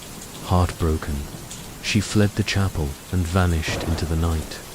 Some claim she drowned in the nearby Niagara River, while others whisper she never left the town at all. Visitors report seeing a woman in a faded white gown roaming the chapel at night, her face hidden behind a veil. Soft sobbing follows her footsteps, echoing through the pews and corridors. Sometimes she appears near the altar, looking at the empty spot where the groom should have stood. In 1992, a wedding photographer captured a misty figure hovering at the back of the chapel with indistinct tears running down her face. Staff who have spent nights locking up reports, hearing the faint sound of rustling fabric and muffled, weeping long after the doors are secured. Locals warn that if you linger too long in the chapel after dark, you might see her or hear her cries echoing in your dreams. Some say she mourns not only her lost love, but every bride who fears being abandoned. The Shadow in Grouse Mountain, British Columbia, Grouse Mountain, overlooking Vancouver, is famous for skiing, hiking, and breathtaking views. Yet locals whisper of a dark figure that haunts the trails after sunset, known simply as the Shadow. Hikers describe glimpsing a tall, slender shape moving silently between the trees, always staying just out of reach. It appears humanoid, but its limbs are unnaturally long, and its eyes, you see them glow faintly red in the dark. One night in 2005, a group of friends hiking the trails reported feeling watched. They heard footsteps behind them, though no one was there. When they paused, the shadow appeared briefly on the ridge above, then vanished as if it had melted into the darkness. Skiers at night have also reported seeing the figure gliding down the slopes, leaving no tracks. Dogs refuse to approach certain sections of the forest, growling at nothing, and hikers swear their compasses and GPS devices malfunction when near the shadow. Locals believe it is a spirit of the mountain, ancient and protective, or perhaps a remnant of someone lost to the forest long ago. No one knows its true origin, only that if you are alone after dark, it watches and sometimes follows without ever making a sound. The Whispering Caves, Cape Breton, Nova Scotia, along the rugged coastline of Cape Breton Island, there are sea caves carved by centuries of wind and waves. Locals call them the Whispering Caves, warning travelers never to enter alone. The caves are said to carry voices' soft murmurs, indistinct words that seem to come from the walls themselves. Many who venture inside report hearing whispers that imitate their own thoughts, calling them deeper into the darkness. In 1998, a group of explorers entered the caves at low tide. One by one, they became separated, each hearing their name being whispered from unseen corners. By the time they emerged, hours later, they were disoriented, and some could not remember the exact path they had taken. One member swore she felt hands brushing against her, though no one else was inside. The legend claims the caves are haunted by shipwrecked sailors who perished along the coast. Their spirits are trapped within the stone, seeking company or perhaps luring the living to share their fate, even during the day. People claim the wind carries soft sighs through the cave openings. At night, some swear they can see flickering lights moving along the walls, though no torch or lantern is present. Locals advise, listen to the whispers, but never follow them. Those who do may never return, swallowed by the voices of the past. The Vanishing Fisherman Bay of Fundy, New Brunswick, Nova Scotia. The Bay of Fundy is famous for having the highest tides in the world. But those same waters have a darker reputation, fishermen disappearing without a trace. Locals call them the Vanishing Fishermen. In the early 1900s, small fishing boats would leave the shore in calm weather, only to never return. Search parties often found their boats drifting empty, nets still full of fish, but no sign of the crew. Those who survived claimed to see strange lights on the water, like glowing eyes beneath the waves. One fisherman, in 1924, recounted seeing a shadowy figure standing on the surface of the water, motionless, watching him as he rowed back to shore. The figure vanished the moment he blinked. Others tell of ghostly voices calling names across the fog, luring boats further from safety. The legend says these are spirits of fishermen who perished long ago, now trapped between tides. Some believe the Bay of Fundy itself hungers for souls, dragging them beneath the water to join the ever-shifting currents. Even today, locals avoid fishing alone during early morning fog or strange tides. Those who do sometimes hear distant singing or feel a cold hand brush their shoulder, only to look and find nothing. The Bay of Fundy claims its victims quietly, leaving only questions and empty boats behind. The Black Fog, Cape Breton Highlands. Nova Scotia, the Cape Breton Highlands are known for their rugged beauty, but locals speak of a mysterious phenomenon called the Black Fog. It appears suddenly on quiet roads or forested trails, an impenetrable darkness that rolls over the landscape. Drivers caught in the fog report seeing nothing but blackness ahead, while strange shadows flicker at the edges of their vision. Some claim to hear whispering voices or the sound of footsteps following their vehicles. Even GPS and radio signals fail when the fog descends. In 1979, a couple traveling along the Cabot Trail entered the fog and experienced hours of disorientation, though their drive should have taken only minutes. When the fog lifted, they found themselves miles off route, near cliffs that had not been there before. Locals believe the fog is sentient, a remnant of spirits lost in the highlands long ago, dragging travelers into the wilderness. Others say it is an omen.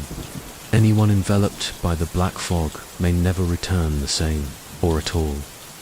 Hikers and tourists are warned to avoid the highlands after dark when the fog is likely to appear.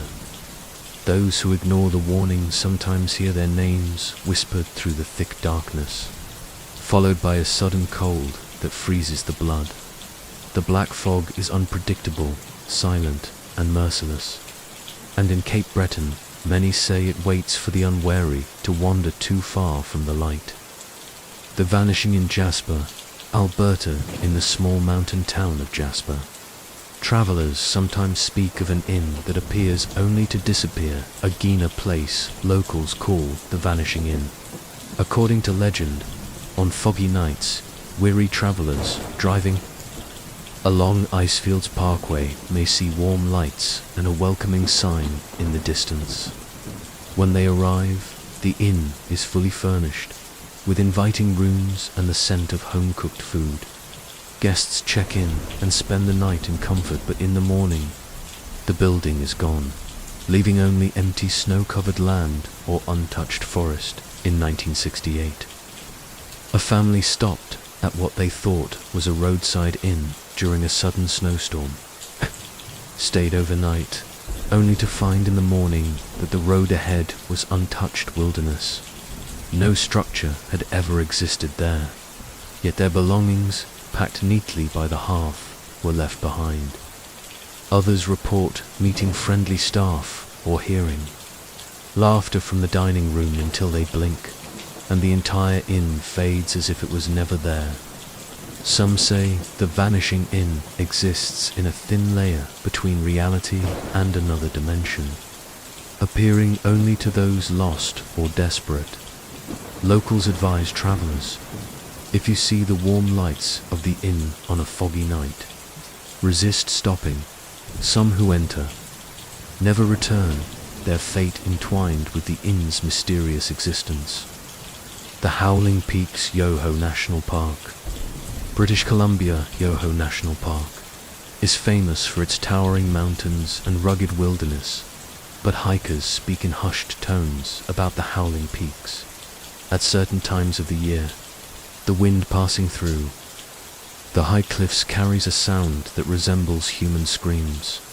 The legend says the peaks are haunted by spirits of climbers and explorers who perished in the treacherous mountains. Many who camp near the summits at night report hearing agonized howls that grow louder and closer, echoing through the valleys. In 1984, a group of climbers spent the night near a ridge. Around midnight, the wind picked up, carrying a chorus of screams. They reported seeing shadows moving along the peaks, figures of men and women frozen in terror, their mouths open in silent cries. Some climbers became disoriented, wandering in circles, before fleeing at first light. Others claim that if you listen too long, the howls seem to form words, pleading for help or warning intruders to leave. Hikers who follow the sound often vanish, leaving only their footprints in the snow. Locals advise, do not camp near the higher peaks alone, and never try to locate the source of the howling. The peaks are said to claim those who ignore the warnings, keeping their souls trapped forever. Among the winds, the Blood Moon Lake, Simcoe. Ontario Lake Simcoe is a popular destination for boating and fishing, but locals tell of a terrifying phenomenon known as the blood moon. On rare nights when the moon turns red, eerie occurrences plague the lake. Witnesses report strange ripples in the water, even when the surface is calm. Shadows of people or creatures appear beneath the lake, moving as if alive. Some fishermen swear they've seen ghostly figures wading from the water toward the shore, only to vanish when approached. In 1967, a family camping near the northern shore watched the moon rise red in the sky. That night, their dog refused to go near the water, growling at something unseen. Hours later, they heard splashing and cries, but when they rushed to the lake, there was no one there, just the blood-red reflection of the moon on the water. Locals believe the blood moon awakens spirits of those who drowned in the lake over centuries. Some say the lake itself hungers during the phenomenon, reaching out to claim new souls to join the restless dead. Even today, residents of the area warn visitors. If you see the moon turn red over Lake Simcoe, stay away from the water. Those who ignore the warning risk vanishing, leaving only whispers and ripples behind. The shadow wolves, Riding Mountain. Manitoba Riding Mountain National Park is home to forests, lakes, and wildlife, but some visitors warn of something darker. The shadow wolves. Hikers and campers describe seeing large, black wolf-like creatures with glowing eyes, appearing silently in the woods at night. Unlike normal wolves, they move unnaturally fast and vanish into shadows, leaving no trace behind. In 1993, a family camping near Clear Lake reported hearing low growls and rustling outside their tent. When they shone a flashlight, they saw multiple glowing eyes staring from the tree line. The shadows seemed to shift and multiply, circling their campsite before disappearing as if swallowed by the night. Others claimed the shadow wolves are not animals at all, but spirits of hunters and trappers who died in the park centuries ago. Some hikers report hearing whispers in the wind, warning them to leave, followed by a chilling howl that echoes across the mountains. Locals advise, if you encounter the shadow wolves, do not run. Keep calm, avoid direct eye contact, and slowly back away. They say the wolves hunt fear itself, and those who panic may never be seen again. Riding Mountain remains beautiful by day, but at night the forests are alive with shadows, and the shadow wolves are always watching.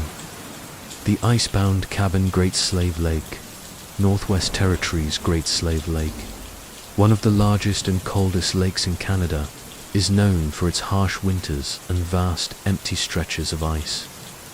Among the frozen expanse, there is a cabin said to appear mysteriously on the ice, called the Icebound Cabin. Fishermen and travelers report finding it suddenly during blizzards, seemingly intact and warm, despite being in the middle of the frozen lake. Those who enter speak of an unnerving silence and a lingering chill that seeps into their bones. In 1976, an ice fisherman took shelter in the cabin during a storm. He awoke to hear scratching at the walls, soft whispers in an unknown language, and the sensation of someone breathing close to his neck. When daylight came, the cabin had vanished, leaving only the open frozen lake around him. Some say the cabin is a trap, appearing to lure the lost and desperate into the frozen expanse. Others believe it is the dwelling of spirits who died trapped on the ice, seeking company or revenge. Locals warn, if you see the cabin, do not approach. Even those who survive the night report recurring nightmares, haunted by cold, shadowy figures seen through the frost-covered windows. Great Slave Lake is beautiful and deadly, and the icebound cabin is a reminder that not all shelters on the ice are safe. The ghostly lighthouse, Fogo Island, Newfoundland and Labrador. Fogo Island, off the northeast coast of Newfoundland, is dotted with lighthouses guiding ships through rough Atlantic waters. One, in particular, is said to be haunted, the ghostly lighthouse. The legend tells of a keeper named Thomas McBride, who vanished during a violent winter storm in 1912 while attempting to light the beacon. Sailors claim that on stormy nights, the lighthouse still shines with a pale, eerie glow, even when the lamp is extinguished. Fishermen report seeing a figure pacing the top balcony, his coat flapping in non-existent wind. Some swear they've heard shouts for help, footsteps climbing the spiral staircase, and the sudden clanging of the fog bell. Though the lighthouse is abandoned in 1983, a research team spent the night documenting the lighthouse. Their instruments picked up sudden temperature drops, and recordings captured a faint voice whispering, "Keep the light burning." When they checked, no one was inside. Locals believe Thomas's spirit is bound to the lighthouse eternally, vigilant, guiding ships away from the rocksaw, warning them of storms yet to come. Visitors are warned to stay on shore during rough weather, lest they glimpse the keeper's ghost and hear the siren call of the storm.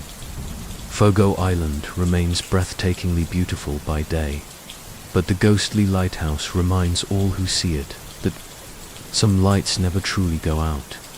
The frozen spirit, Nahanni River, Northwest Territories. The Nahanni River winds through the remote wilderness of the Northwest Territories, known for its deep canyons, waterfalls, and treacherous rapids. But explorers tell of a haunting presence, the frozen spirit.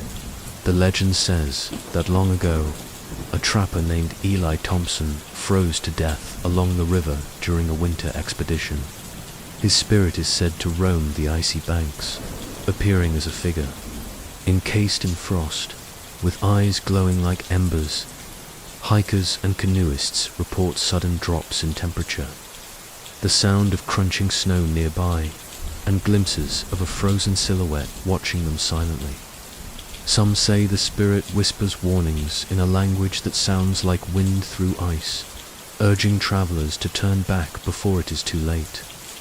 In 1991, a group of adventurers paddling the river saw a figure on the cliffs above, its body shimmering with frost despite the mild summer weather. One member approached, but the figure vanished instantly, leaving a patch of ice on the rocks where it had stood. Locals believe the frozen spirit protects the river, punishing those who venture carelessly into its dangerous terrain. Many say it's not malevolent, but its warnings are strict. Ignore them, and you may never return from the Nahanni River's icy grip. The Phantom Canoe, Lake Louise, Alberta Lake Louise, with its turquoise waters and towering peaks, is one of Canada's most iconic destinations. Yet, on quiet mornings before the tourists arrive, some paddlers report seeing a strange apparition. The Phantom Canoe. Witnesses describe a small wooden canoe gliding across the lake with no one aboard. Sometimes, a faint figure can be seen in the bow, paddling silently. Wearing old-fashioned clothing, the canoe seems to move effortlessly, cutting through the water without ripples. In 1978, a couple on a rental canoe approached what they thought was another paddler. As they drew near, the figure vanished, leaving the canoe floating empty. When they stepped ashore, they found the canoe had disappeared entirely, as though it had been swallowed by the lake. Local legend claims that the canoe belongs to a young trapper who drowned in the lake a century ago. Some say he returns to warn travelers of hidden rocks or sudden storms, while others believe he is doomed to roam the waters forever. Boaters and canoeists are advised to respect the lake, and if they see the phantom canoe, to observe quietly and keep their distance. For while it may simply be a lost soul guiding the way, some who approach too closely were never seen again.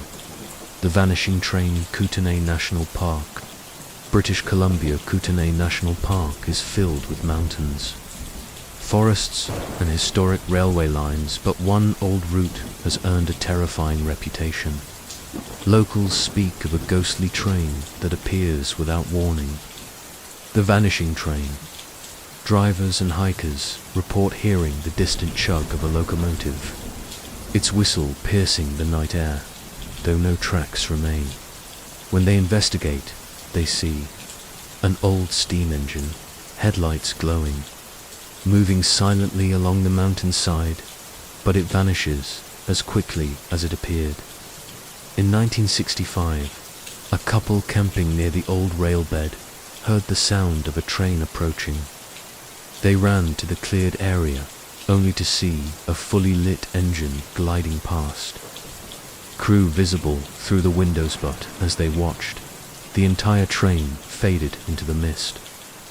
When they returned the next morning, the rails were overgrown, as though no train had ever passed. Some believe the Vanishing Train is the spirit of a railway crew killed in a 19th century accident, doomed to ride forever. Others say it is a warning appearing before avalanches or landslides to alert the living. Locals advise, if you hear the train whistle in Kootenay, do not try to follow it. Those who have ignored the warning sometimes vanish themselves, leaving only a faint echo of their voice in the wind. The Red Mist, Cypress Hills, Saskatchewan, Alberta Cypress Hills, with its rolling landscapes and forested plateaus, is a place of beauty, but locals warn of a terrifying phenomenon, the red mist. During certain nights, especially near the anniversary of old battles in the area, a thick crimson fog rises from the hills. Witnesses say the mist glows faintly and carries with it a coppery scent of blood. Shapes move within the haze, sometimes resembling soldiers, sometimes figures with no discernible features. In 1972, a group of campers hiking near the plateau reported becoming disoriented as the mist enveloped them. Whispered commands and distant screams echoed through the fog. They swore they saw shadows attacking one another and figures reaching toward them with invisible hands. When the mist cleared, they found themselves far from the trail, their watches and compasses broken. Local legend claims the red mist is the restless spirit of warriors who died in conflicts long ago, forever reliving their final moments. Some believe it punishes those who wander into its domain uninvited, dragging the living into the chaos of the past. Visitors to Cypress Hills are warned to respect the boundaries of the plateau after dusk. If the red mist rises, it is best to stay indoors, for those who linger too long may vanish, or return forever changed by the horrors within the fog. The haunting of St. Andrews by the Sea. St. Andrews by the Sea, New Brunswick, the historic town of St. Andrews by the Sea is famous for its charming streets and Victorian architecture, but many visitors report eerie occurrences, particularly around the old Loyalist homes and the waterfront. One of the most persistent legends is of a ghostly figure in a naval uniform who roams the docks at night. Witnesses say he appears suddenly, staring out at the water as if waiting for a ship that never comes. Some report hearing footsteps echoing along empty streets, and the distant sound of a bell ringing from a long-abandoned church in 1969. A group of tourists staying in a centuries-old inn saw a shadow pass through. The dining room, plates clattered, chairs moved, and a cold draft swept through, though all windows were closed. Some guests claimed to hear a voice softly calling names, sometimes their own. Locals believe the spirit is that of a sailor lost at sea, or a former resident who never left the town in death. Occasionally, he is said to interact with visitors, guiding them away from danger or simply reminding them that the past is never truly gone, even today. After the streets are empty, many swear they can see his silhouette along the waterfront, watching, waiting, and haunting the quiet town with the weight of centuries. The Vanishing Highway, British Columbia, along the winding mountain roads of British Columbia. There is a stretch of highway that locals call the Vanishing Highway. Travelers report driving for miles through dense forests, only to suddenly find the road and sometimes their vehicles disappearing into fog or mist. Sightings often occur at night or during early morning fog. Witnesses describe seeing ghostly cars ahead, headlights glowing, then vanishing as they approach. Some hikers along the roadside have reported strange figures walking beside the road, motionless shadows that vanish when looked at directly. In 1985, a trucker reported traveling the highway in thick fog. His GPS stopped working, and mile markers seemed to shift unnaturally. He saw a series of vehicles ahead, each appearing empty before all disappeared. Hours later, he found himself back at the town he had left hours before, unsure of how he had traveled so far. Legends suggest the vanishing highway is a rift between dimensions, or a corridor used by lost souls to wander endlessly. Others believe it is a punishment for those who drive recklessly, drawing them into the forest until they vanish completely. Locals advise travelers to avoid the highway at night.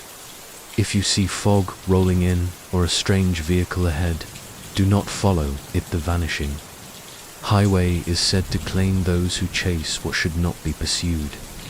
The Shadow Fisherman, Lake Winnipeg, Manitoba Lake Winnipeg, one of Canada's largest freshwater lakes, is renowned for its fishing butts at night. Locals tell tales of the Shadow Fisherman. Fishermen and campers report seeing a dark figure standing on the shore or drifting in the water, fishing with no boat or equipment. The figure is always shrouded in darkness, and its movements are unnaturally smooth. Some swear its eyes glow faintly, reflecting the moonlight across the water. In 1974, a man camping near the lake woke to see the Shadow Fisherman gliding across the surface, silently hauling in an invisible catch. Terrified, he called for help, but his voice seemed to pass through the figure.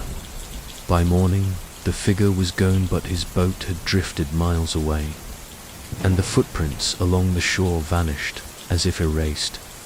Legends suggest the Shadow Fisherman is the spirit of a drowned fisherman, doomed to cast his line forever.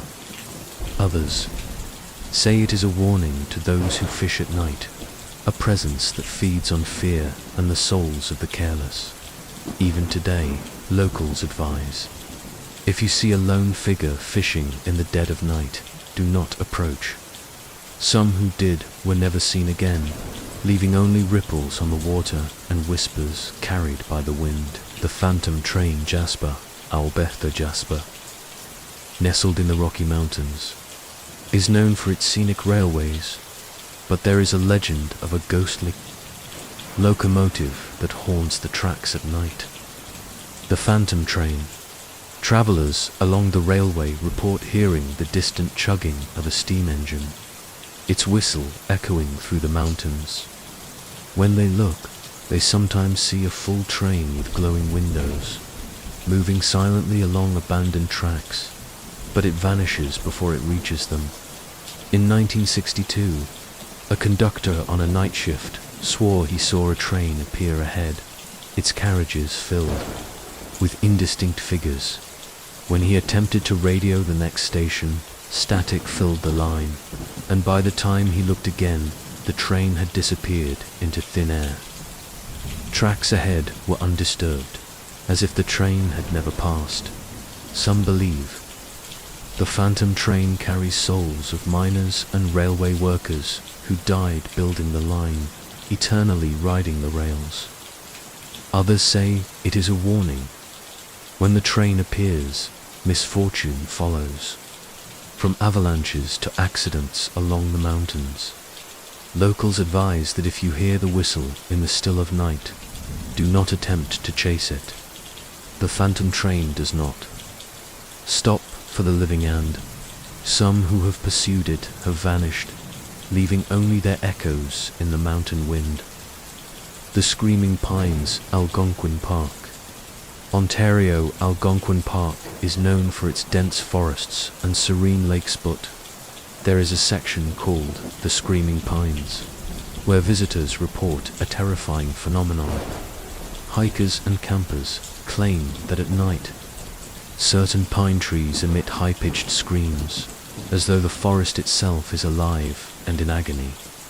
The sound is said to be sudden and deafening, capable of freezing anyone in place. In 1986, a solo camper reported hearing screams while setting up his tent near a grove of ancient pines. The sound grew louder, and shadows seemed to stretch and twist around the trees. He fled in terror, later finding his footprints ending abruptly at the edge of a clearing, as if something had pulled him forward. Local legend suggests that the trees are haunted by spirits of travelers who died lost in the forest, their anguish imprinted onto the pines. Some believe the screaming pines are a warning. Anyone who ventures too deep may join the chorus. Visitors are advised never to camp under these pines after sunset. Those who hear the screams often describe a lingering feeling of dread, and some say the sound follows them long after they leave the park. The lighthouse keepers, Ghost Point Prim, Prince Edward Island Point Prim Lighthouse, perched on the rocky shores of Prince Edward Island, is the oldest lighthouse on the island, but it is also said to be haunted by the spirit of its first keeper. The legend tells of Jeremiah Clark, who maintained the light in the 1800s. One stormy night, he was swept away by the waves while trying to secure the lighthouse, and his body was never recovered. Since then, visitors report seeing a figure in a weathered coat pacing the balcony, lantern in hand. Even when the lighthouse is empty, tourists and staff have heard the foghorn sound at odd hours. Footsteps climbing the spiral staircase, and the faint creak of the keeper opening doors that are long locked. Some say they have seen a shadowy figure in the lantern's glow, scanning the horizon as if waiting for ships that will never come. In 1973, a couple staying nearby watched as a figure appeared on the balcony during a storm. They tried to signal, but it vanished into the mist, leaving only a cold wind and the faint scent of salt water. Locals believe Jeremiah's spirit is bound to the lighthouse, eternally guarding the coast. Those who linger too long after dark often report chills and whispers, and some say they have felt an unseen hand guiding them safely away from the cliffs.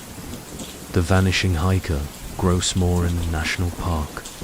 Newfoundland and Labrador Gross Moran National Park is renowned for its dramatic cliffs and rugged wilderness, but hikers tell of a section where people vanish mysteriously, known as the Vanishing hiker. In 1985, a young backpacker named Sarah ventured into the park's tablelands region.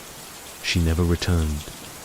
Search parties found her campsite abandoned, with no footprints leading away, as if she had simply disappeared into thin air.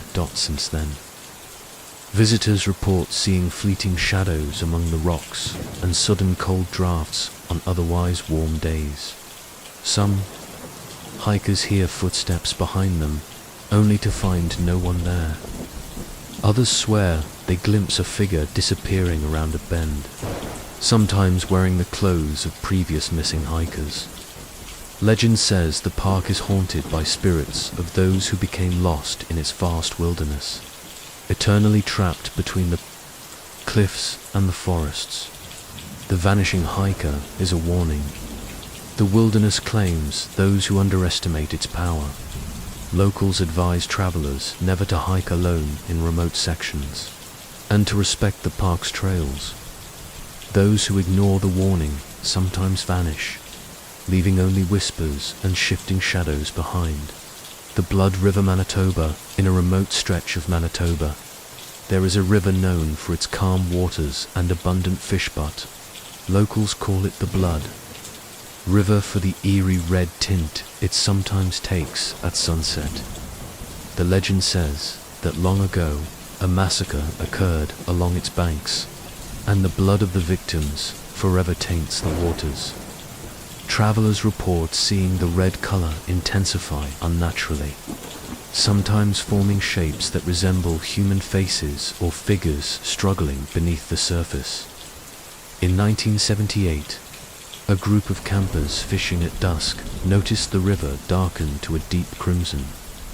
They heard muffled cries carried on the wind and saw shadows moving along the banks.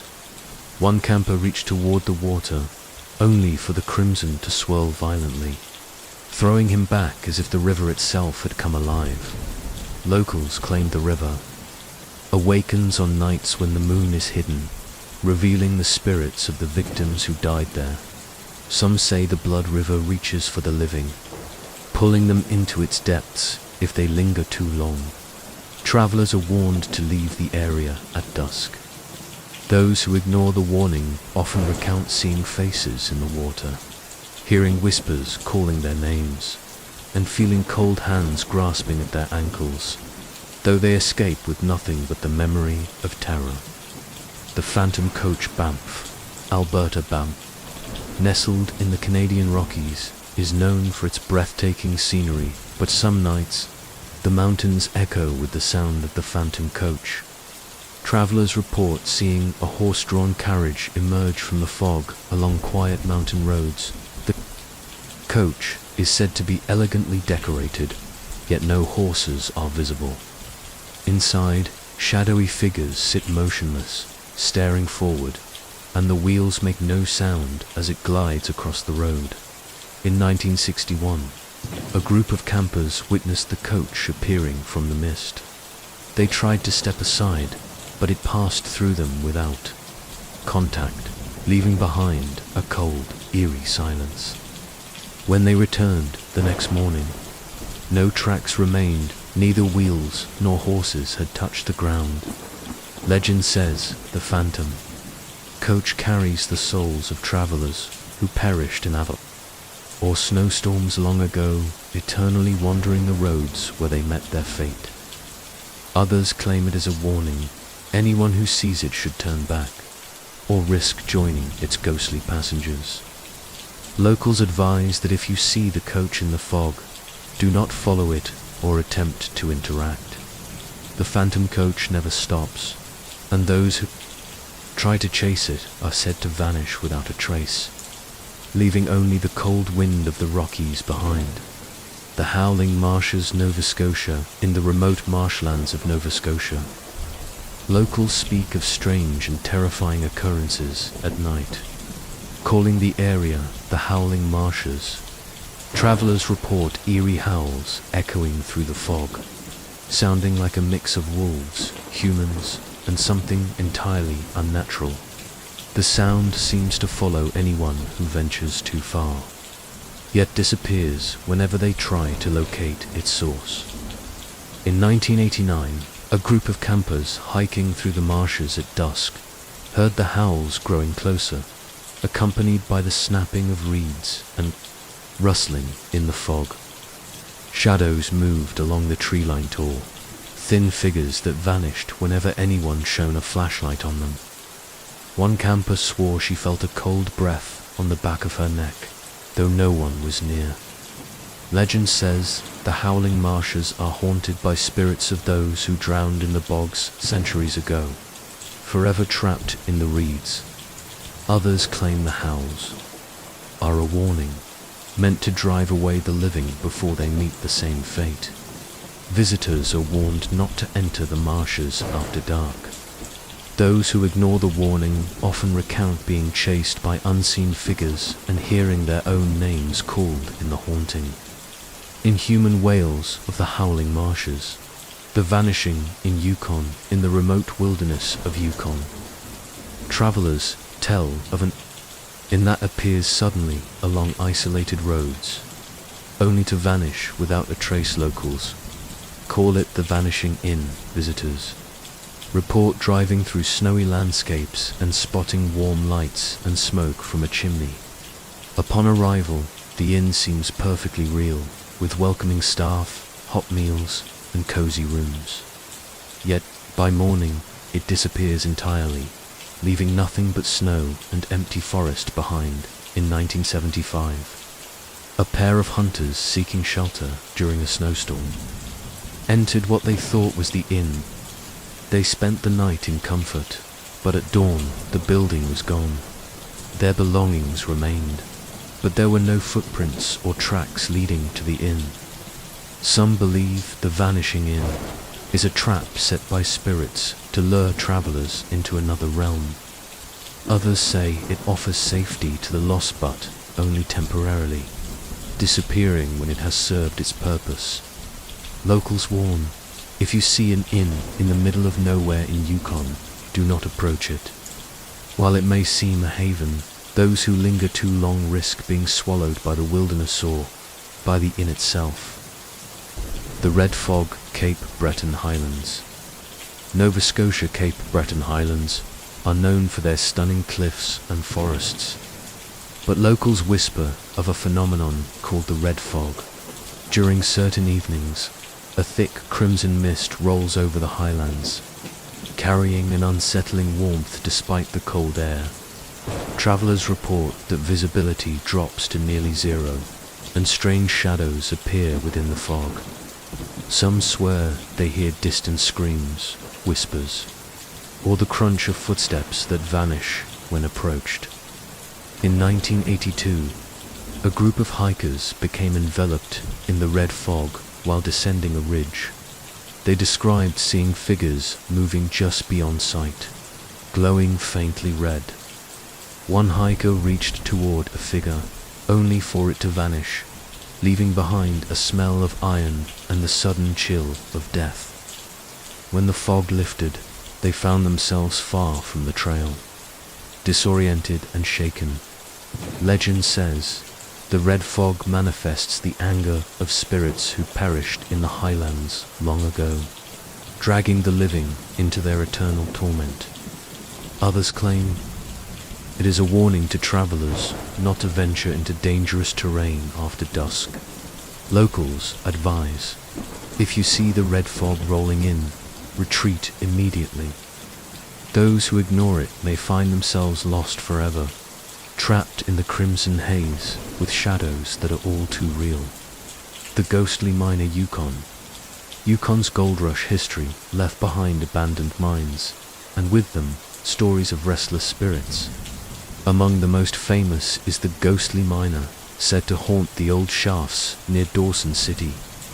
Miners and adventurers report seeing a shadowy figure in worn work clothes, carrying a lantern and pickaxe, wandering through the tunnels. Some say he hums old mining songs, while others hear the sound of striking metal echoing through empty shafts.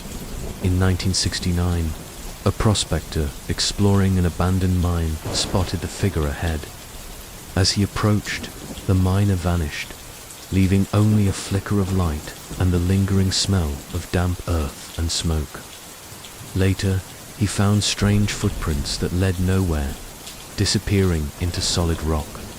Legend claims the miner died in a cave-in and could not leave the tunnels in death. Some believe he protects the mine, warning intruders of hidden dangers or punishing those who disturb the site. Locals caution visitors, if you hear the echo of pickaxes or see a lantern swinging in the darkness, do not follow it. The ghostly miner may be a guide or a lurend. Those who pursue him too closely are sometimes never seen again. The Phantom Wolf Banff. Alberta Banff National Park is home to real wildlife, but some claim there exists a creature far stranger. The Phantom Wolf.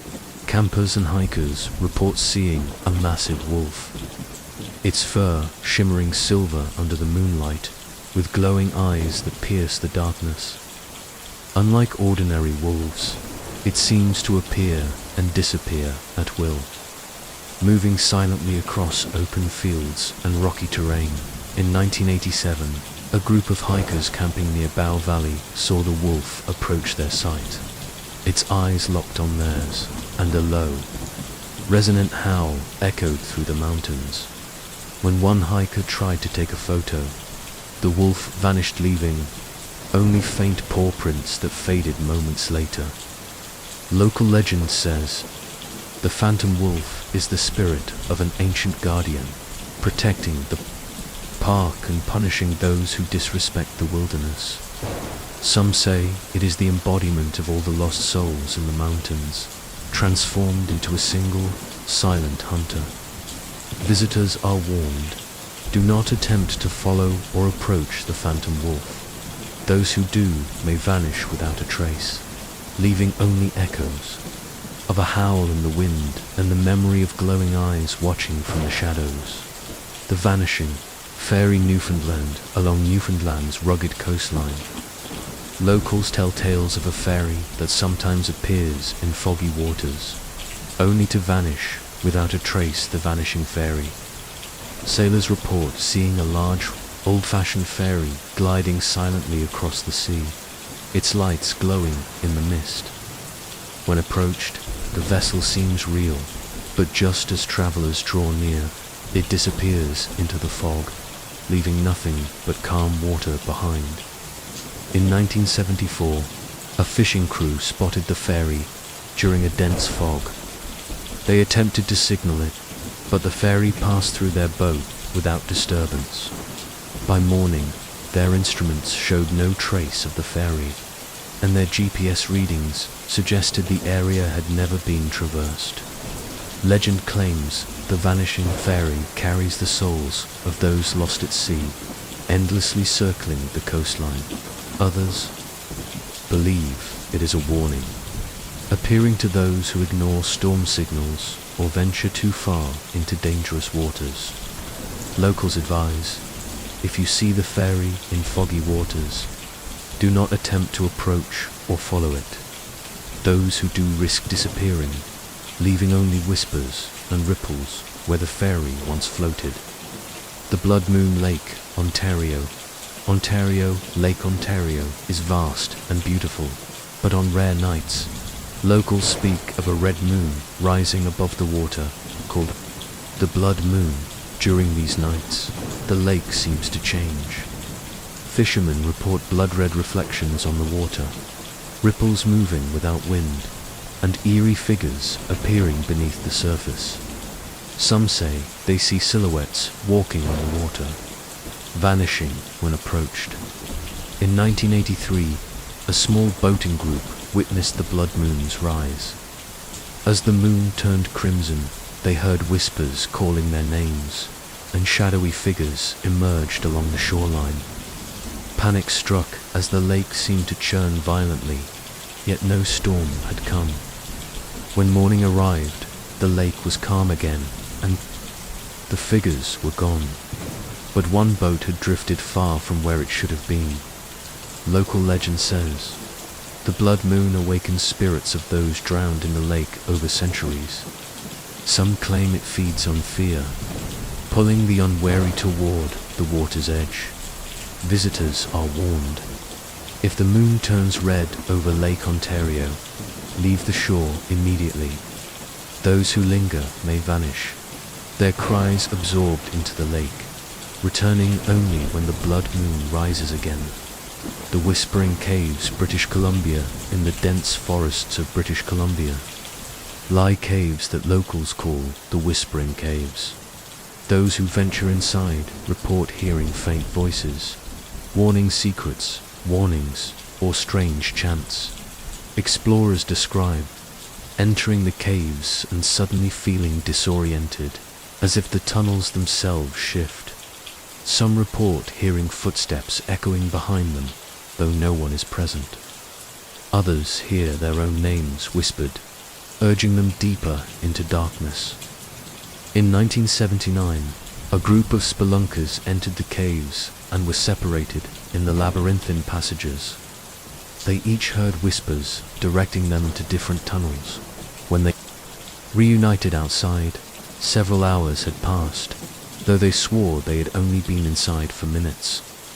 One member complained of a lingering voice speaking to him in dreams for weeks afterward.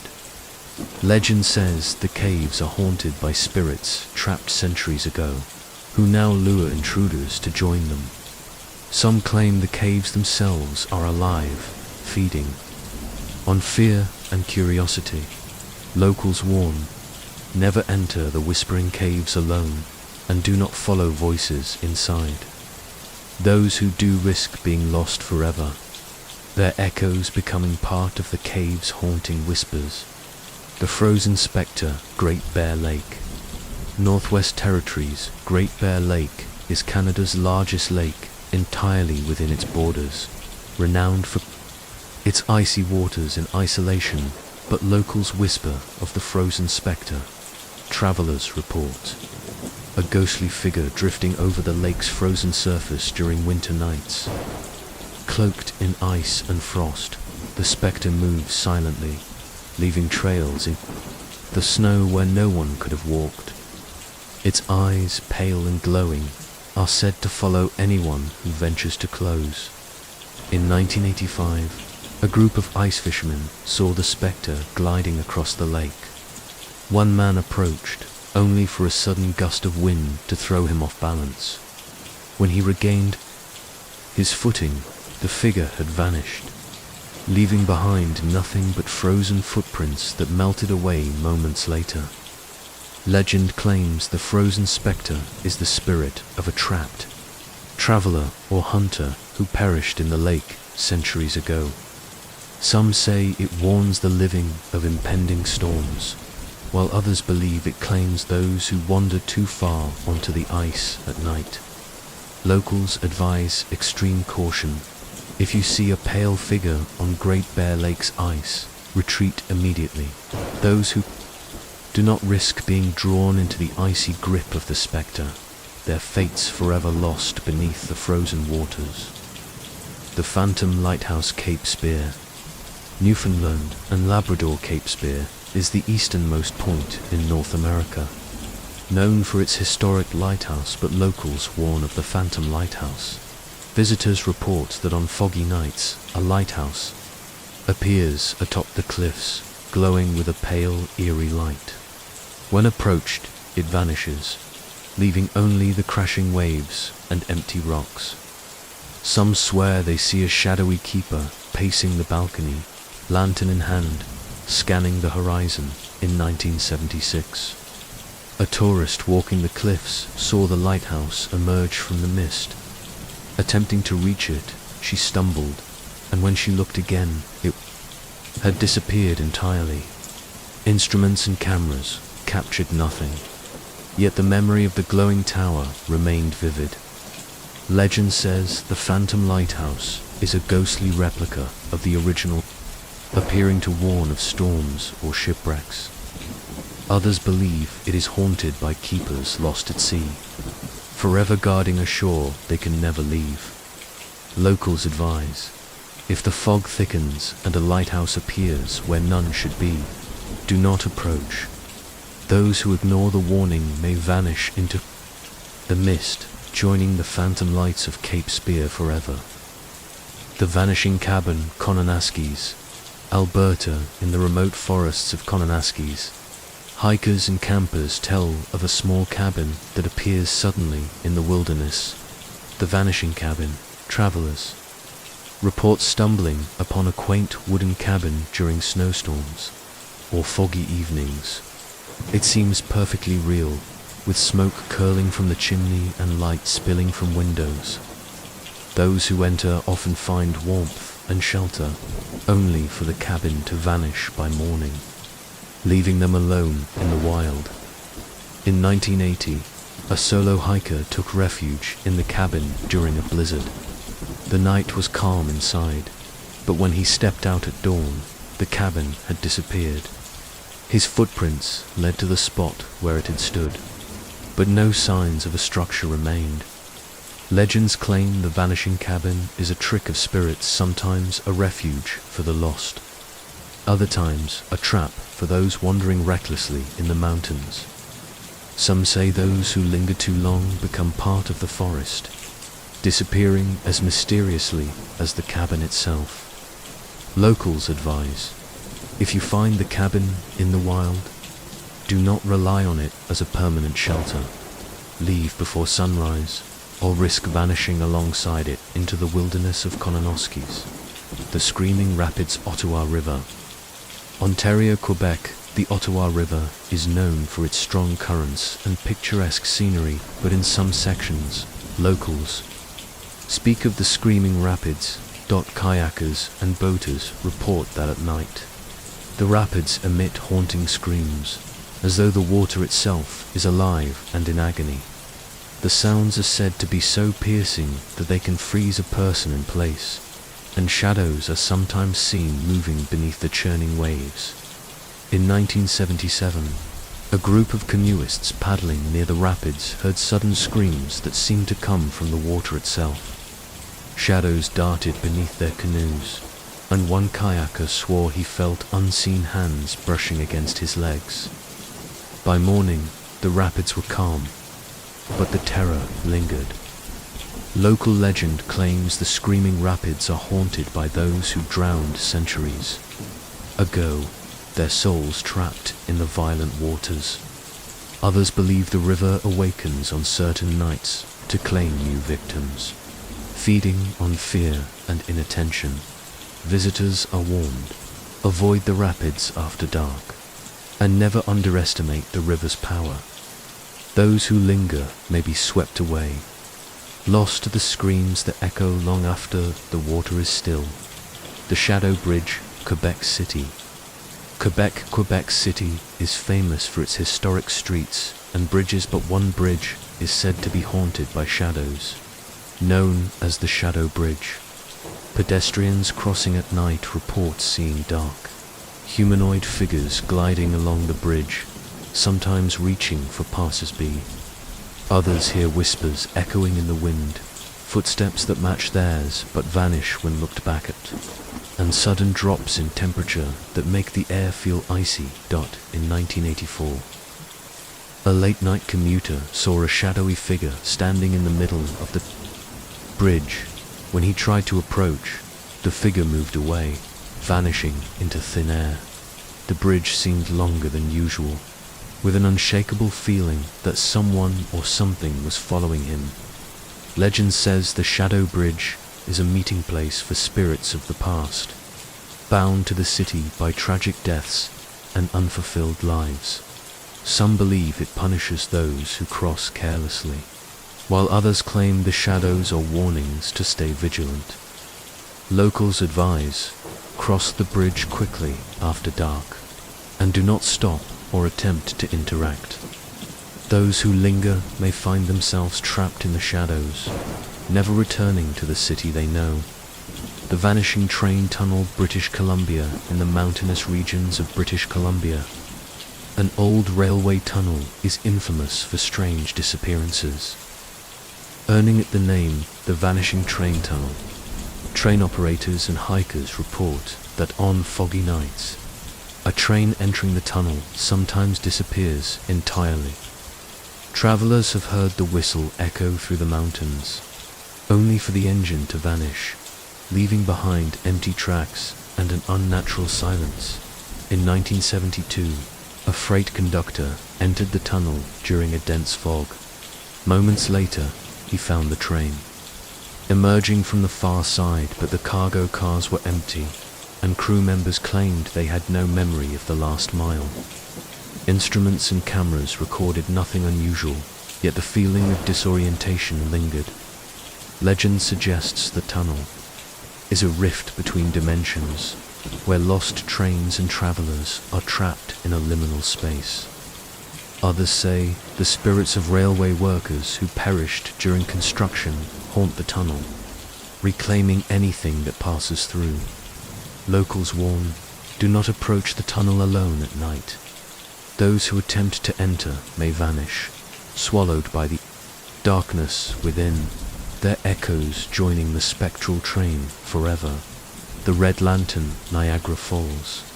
Ontario Niagara Falls is famous for its breathtaking cascades, but locals speak of a mysterious phenomenon known as the Red Lantern. Visitors report seeing a glowing red lantern hovering near the edge of the falls at night, with no one holding it. Some say it drifts slowly along the mist, illuminating shadowy figures that vanish as you look closer. Others hear whispers carried by the roar of the falls, warning them to stay back. In 1986, a tourist photographing the falls at night saw the lantern hovering above the water. As he approached, a sudden gust of wind blew him off balance. When he looked again, the lantern had disappeared, leaving only a faint red glow reflected in the mist. Legend claims the Red Lantern is the spirit of a worker who fell into the falls long ago, forever guiding or warning travelers. Some say it protects the living from danger, while others warn that those who follow it too closely may be drawn toward the falls. themselves, locals advise. If you see a red light above the falls at night, admire from a distance and do not approach. The red lantern is said to vanish for a reason, and ignoring it may lead to a fate as uncertain as the misty waters below. The Phantom Logger, Algoma, Ontario, Algoma, Ontario, is a region of dense forests, winding rivers, and the remnants of early logging towns. The forests are silent in a way that feels unnatural, as though they are watching but deep within these woods lies a legend that has haunted locals for over a century, the Phantom Logger. The story begins in the early 1900s, when logging was at its peak. Crews of men would set out before sunrise, felling towering pines and hauling them back to the mills.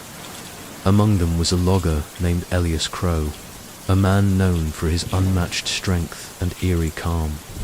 But, unlike the other loggers, Elias would sometimes disappear into the forest for hours, or even days returning, as if nothing had happened.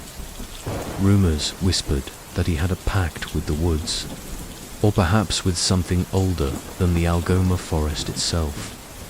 One winter morning in 1912, a team found Elias's camp abandoned. His axe lay on the snow, bloodied not from a man, but from something else, something that had been feeding. His footprints led away from the camp and into the forest, vanishing abruptly near the edge of a frozen creek. The crew searched for days, but Elias was never found. The only evidence of him was a strange pattern scratched into tree trunks, a symbol no one could understand. From that day on, tales began to circulate among loggers and travelers. Some swore that late at night, the sounds of a saw or axe could be heard in places far from any work site. Others reported glimpsing a figure moving silently among the trees. Tall, broad-shouldered, wearing a tattered coat and carrying an axe that gleamed unnaturally in the moonlight. Those who tried to follow it often became disoriented, walking in circles, hearing whispers and laughter that echoed among the trunks. In 1978, a group of forestry workers was surveying land near the Mississauga River when the legend came alive. They set up camp near a clearing, chopping wood for the night fire. Around midnight, a sound interrupted the quiet, the rasp of a saw cutting through wood. The crew froze. None of them had brought a saw. Then, through the fog, they saw him. A massive figure emerging from the darkness, eyes glowing faintly orange in the firelight. His axe swung slowly, methodically, felling trees that had not existed moments before. Terrified, one of the men called out. The figure paused, then vanished into the mist as if swallowed by the forest itself. The following morning, the fallen trees remained, some cut in impossible angles, and the footprints in the snow were unlike any humans. They were elongated, clawed, and deep enough to suggest immense weight. The men left immediately, none ever returning to that section of the forest. Stories of the Phantom Logger continued to emerge through the 1980s and 1990s. Hikers reported seeing a tall figure watching from the tree line, sometimes standing motionless for hours. Photographs taken in remote areas occasionally captured blurry outlines of a man-like shape carrying an axe, always at the edge of the frame. Campers reported hearing chainsaws and axes in the dead of night, even when there was no one else around. Some researchers suggested Elias had become one with the forest's spectral guardian, or a malevolent force that punished those who ventured too far. Others believed the axe was cursed, carrying the essence of Elias's spirit, and that anyone who came too close risked being claimed by the forest. Indigenous legends in the area speak of spirits of the woods that protect themselves from intrusion, and many began to wonder if Elias had tapped into something far older than any logging operation. One chilling account comes from 1993. A wildlife photographer, Mark Jensen, ventured deep into the Algoma wilderness to capture images of wolves and moose. He set up near a creek at dusk. As night fell, he noticed a tall figure moving through the fog. Mark raised his camera, but the figure vanished. Moments later, he heard chopping in the distance, rhythmic and deliberate. The sound grew closer, but every time he turned, the figure would be gone. By midnight, the fog thickened, and Mark became disoriented. The next morning, he was found by a search team, wandering in circles, frostbitten and terrified, clutching his camera. The film was intact, but the last few frames showed nothing except an empty clearing, though if you looked closely, a shadow could be seen in the corner, barely distinguishable, holding an axe. Locals continued to leave offering small tokens, or pieces of wood, the edges of the forest, hoping to appease the phantom logger. Hikers and campers are warned not to enter dense areas after sunset, to stay on marked trails, and to never follow the sound of an axe through the mist. The legend persists because the forest itself seems to resist human intrusion. Those who ignore the warnings sometimes disappear, leaving behind only footprints in impossible patterns, or returning hours later with wild eyes and incoherent speech. The phantom logger is said to move not only through space but through time, appearing where he once worked, or where someone is about to meet danger. Elias Crow may have been a man once, but the forest transformed him. He is no longer a mere logger, he is an echo, a shadow, a force intertwined with the Algoma wilderness. Some say he still watches, waiting for intruders, swinging his spectral axe to protect the forest, or perhaps to add them to the silent company of those lost to the woods. And so, the legend of the phantom logger endures. In the dead of Algoma forests, when the wind whispers through the pines and the fog clings to the earth, some travelers swear they hear the unmistakable rasp of an axe, and when they look, the forest is empty yet. The shadow at the edge of their vision moves with deliberate purpose, waiting, always waiting.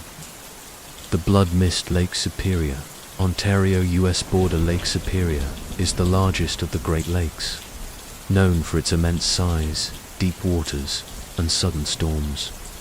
But along its northern Ontario shore, fishermen and sailors whisper of a strange and deadly phenomenon, the blood mist.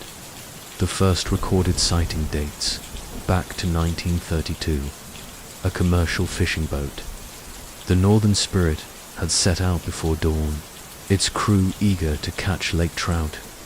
Around mid-morning, a dense fog rolled over the water, but it was no ordinary fog. It shimmered red, glowing faintly like molten iron, and carried an unnatural warmth. The crew reported hearing low, indistinct whispers echoing over the waves. When they tried to radio for help, their signals were scrambled, replaced by static and a strange, distorted voice repeating their names. Captain Jonathan Hargrove described the most terrifying moment. The mist, it wasn't just fog, it was alive. I could see shapes in it, faces pressed against the veil, screaming silently. My men, they started disappearing.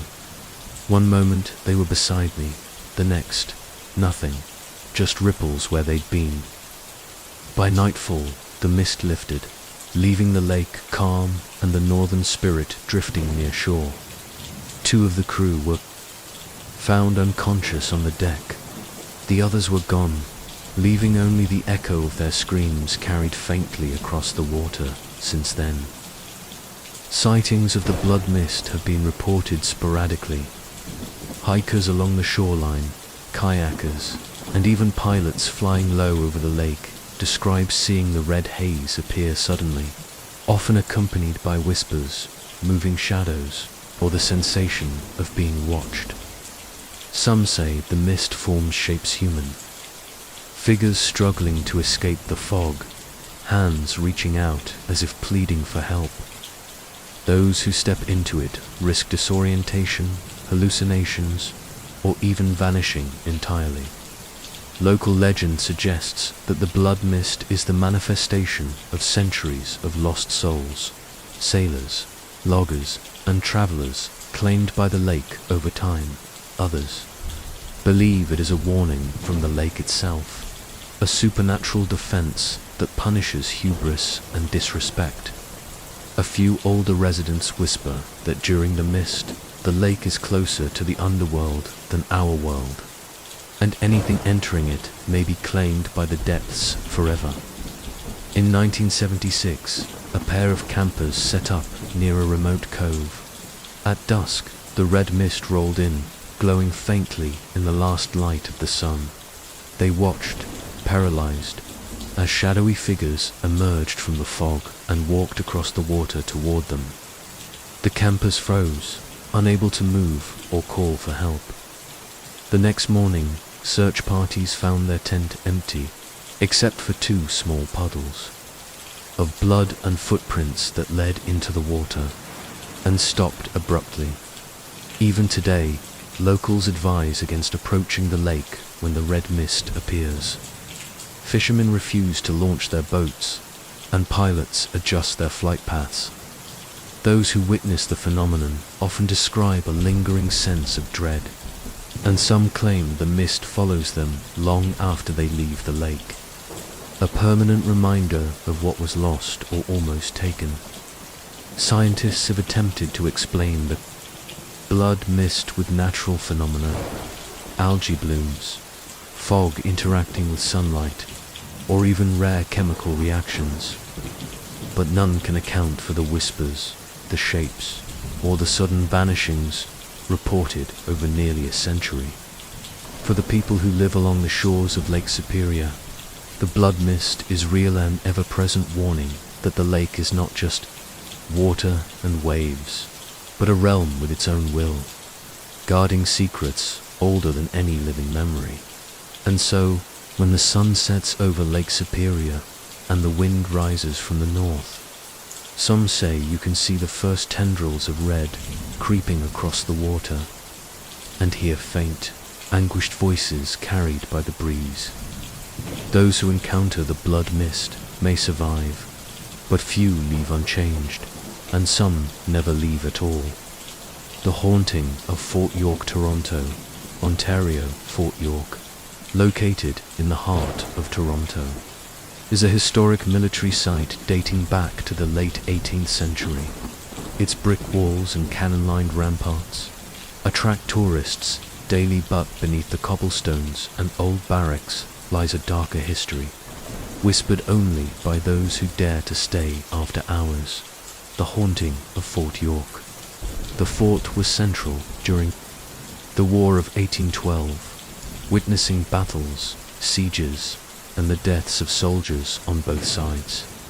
Many of these men were buried hastily, with little ceremony, and their spirits are said to linger, restless and angry. Over the years, staff and late-night visitors have reported strange phenomena. Unexplained footsteps echoing through empty halls, cold spots that move unpredictably, and the faint sounds of muskets being loaded or fired when no reenactments are scheduled. One of the most famous incidents occurred in 1971. A group of students conducting a history project stayed overnight in the barracks. Around midnight, they reported hearing muffled shouting, orders being barked, and the clatter of bayonets. When they investigated, the halls appeared empty, but a series of scratches and dents marred the wooden floor, as if soldiers had trained their moments before. One student swore he saw a shadowy figure in uniform march across the hall, disappearing as he blinked. Tour guides have often warned that the fort's upper ramparts are particularly active. Those who venture alone report a sudden, oppressive sense of being watched, whispers in archaic English, and the occasional glimpse of spectral soldiers peering over the walls. In some cases, visitors have felt invisible hands tugging at clothing or hair, as though the dead are reaching out to the living. A particularly chilling story comes from 1986. A night guard patrolling the fort saw a soldier standing rigidly near the armory when he called out. The soldier did not respond. He approached cautiously, only to witness the soldier vanish into thin air. Yet the smell of gunpowder and the creak of leather boots lingered for several minutes. The guard reportedly quit that night, claiming he could not shake the feeling that unseen eyes were following him long after he left the fort. Some historians suggest that the fort's paranormal activity is tied to the violent history of the site. Others claim it is the collective energy of thousands of soldiers' lives cut short, imprinted onto the very walls and ramparts. Indigenous legends add another layer. Some believe that the fort was built on land with spiritual significance, and the unrest of the spirits has been exacerbated by centuries of conflict. Visitors today are advised to stay in groups, avoid wandering alone after dark, and respect the historic sites. Late-night tours sometimes encounter unexplained phenomena, from doors slamming shut on their own to ghostly figures moving across the grounds. Photographs occasionally capture blurry, uniformed figures in areas where no one stood, and EVP electronic. Voice phenomenon recordings often reveal faint whispers calling names, or commands in the style of military drill. The haunting of Fort York endures as a reminder that history leaves its mark not just on the land, but on the spirits who lived and died there. Those who spend the night often leave with more than just stories of battles and history. They leave with a deep, unsettling sense that the past is never truly gone, and that the soldiers of Fort York are still watching, still marching, still waiting for something they can never find in life. The cursed Lighthouse Fisgard, British Columbia Fisgard Lighthouse, perched on the southern tip of Vancouver Island, has guided countless ships safely through the treacherous waters of the Strait of Juan de Fuca. Since 1860, its light has been a beacon for mariners for generations, but for those who linger too long after dark, the lighthouse holds a far darker reputation. The cursed lighthouse. The story begins in 1875, when the lighthouse keeper, Samuel Kincaid, vanished without a trace. Kincaid was meticulous in his duties, known for patrolling the rocky shores and maintaining the light regardless of storms. But one winter night, after a violent gale swept across the strait, Samuel failed to make his morning rounds. A search of the lighthouse and surrounding cliffs found no sign of him, no footprints in the snow, no disturbance of his quarters, only the still burning lantern and the echoing roar of the ocean. Soon after, ships reported seeing a light where none should have been. Mariners described a spectral beam cutting through fog and darkness, moving erratically, sometimes luring vessels toward hidden rocks. One ship in 1882 narrowly avoided wreckage after the crew noticed the beam swaying in impossible directions, as if guiding them deliberately toward danger. Local legends grew over the decades. Fishermen claimed that on foggy nights, the sound of footsteps echoed up the spiral staircase inside the lighthouse, yet no one was ever found. Visitors reported doors opening and closing on their own, whispers in the dark, and cold drafts carrying the scent of salt and old seaweed. Some even claimed to see a figure in a long coat, moving silently along the cliffs with a lantern in hand, the ghost of Kincaid himself, cursed to walk the rocks for eternity. In 1934, a group of lighthouse Inspectors decided to spend the night inside Around midnight, the sound of waves crashing unnaturally loud filled the walls, followed by the faint, rhythmic tapping of Kincaid's footsteps. One inspector turned a corner and saw a man in period clothing climbing the stairs, only for him to vanish as he reached the top. The stairs themselves showed footprints that appeared and disappeared with the morning light. The inspectors fled, vowing never to return. The curse, locals believe, stems from a tragedy long before Kincaid. The area was once a site of shipwrecks, where sailors perished in the rocks and fog. Some claim Kincaid tried to protect these spirits, but failed, and in death he joined them, bound to the lighthouse forever. Others suggest that the lighthouse itself is sentient, drawing in those who are careless or curious, punishing them with isolation, visions, or even disappearance. Visitors today are warned to respect the lighthouse and its history. Those who linger after dark report strange visions. The lantern swings despite no wind. Ghostly figures appear in peripheral vision, and the sea sometimes seems to whisper in languages long forgotten. Photographs often capture fleeting images of a man holding a lantern on the cliffs, and EVP recordings sometimes reveal low murmurs of warning or faint cries for help. Despite, or perhaps because of the haunting, Fisgard Lighthouse remains a destination for thrill seekers and paranormal enthusiasts. But locals continue to caution, do not underestimate the cursed lighthouse. Those who venture too far into its shadows may find themselves trapped in a spectral cycle, walking the cliffs for eternity, lantern in hand. Guided by the cursed light of the strait, the vanishing in St. Andrews, New Brunswick nestled along the rocky coastline of New Brunswick. The town of St. Andrews is picturesque, with its historic streets, charming shops, and harbour filled with fishing vessels. Tourists arrive in droves during the summer months, but locals warn of a dark secret that lurks just beyond the town's edge. The Vanishing Inn, the first known sighting of the inn, dates back to 1924, when a travelling salesman named Thomas Wilkins was caught in a sudden rainstorm while navigating the winding roads outside town. He spotted a warm glow in the distance and, relieved, hurried toward it. As he drew closer, he found a small, cozy inn, complete with a welcoming porch light and smoke curling from the chimney. Exhausted, he entered. Inside, the inn seemed normal rustic. Furnishings, a roaring fireplace, and the scent of freshly baked bread. Thomas was greeted by a cheerful innkeeper, a plump woman with a kind smile. She offered him a room for the night, and he gratefully accepted.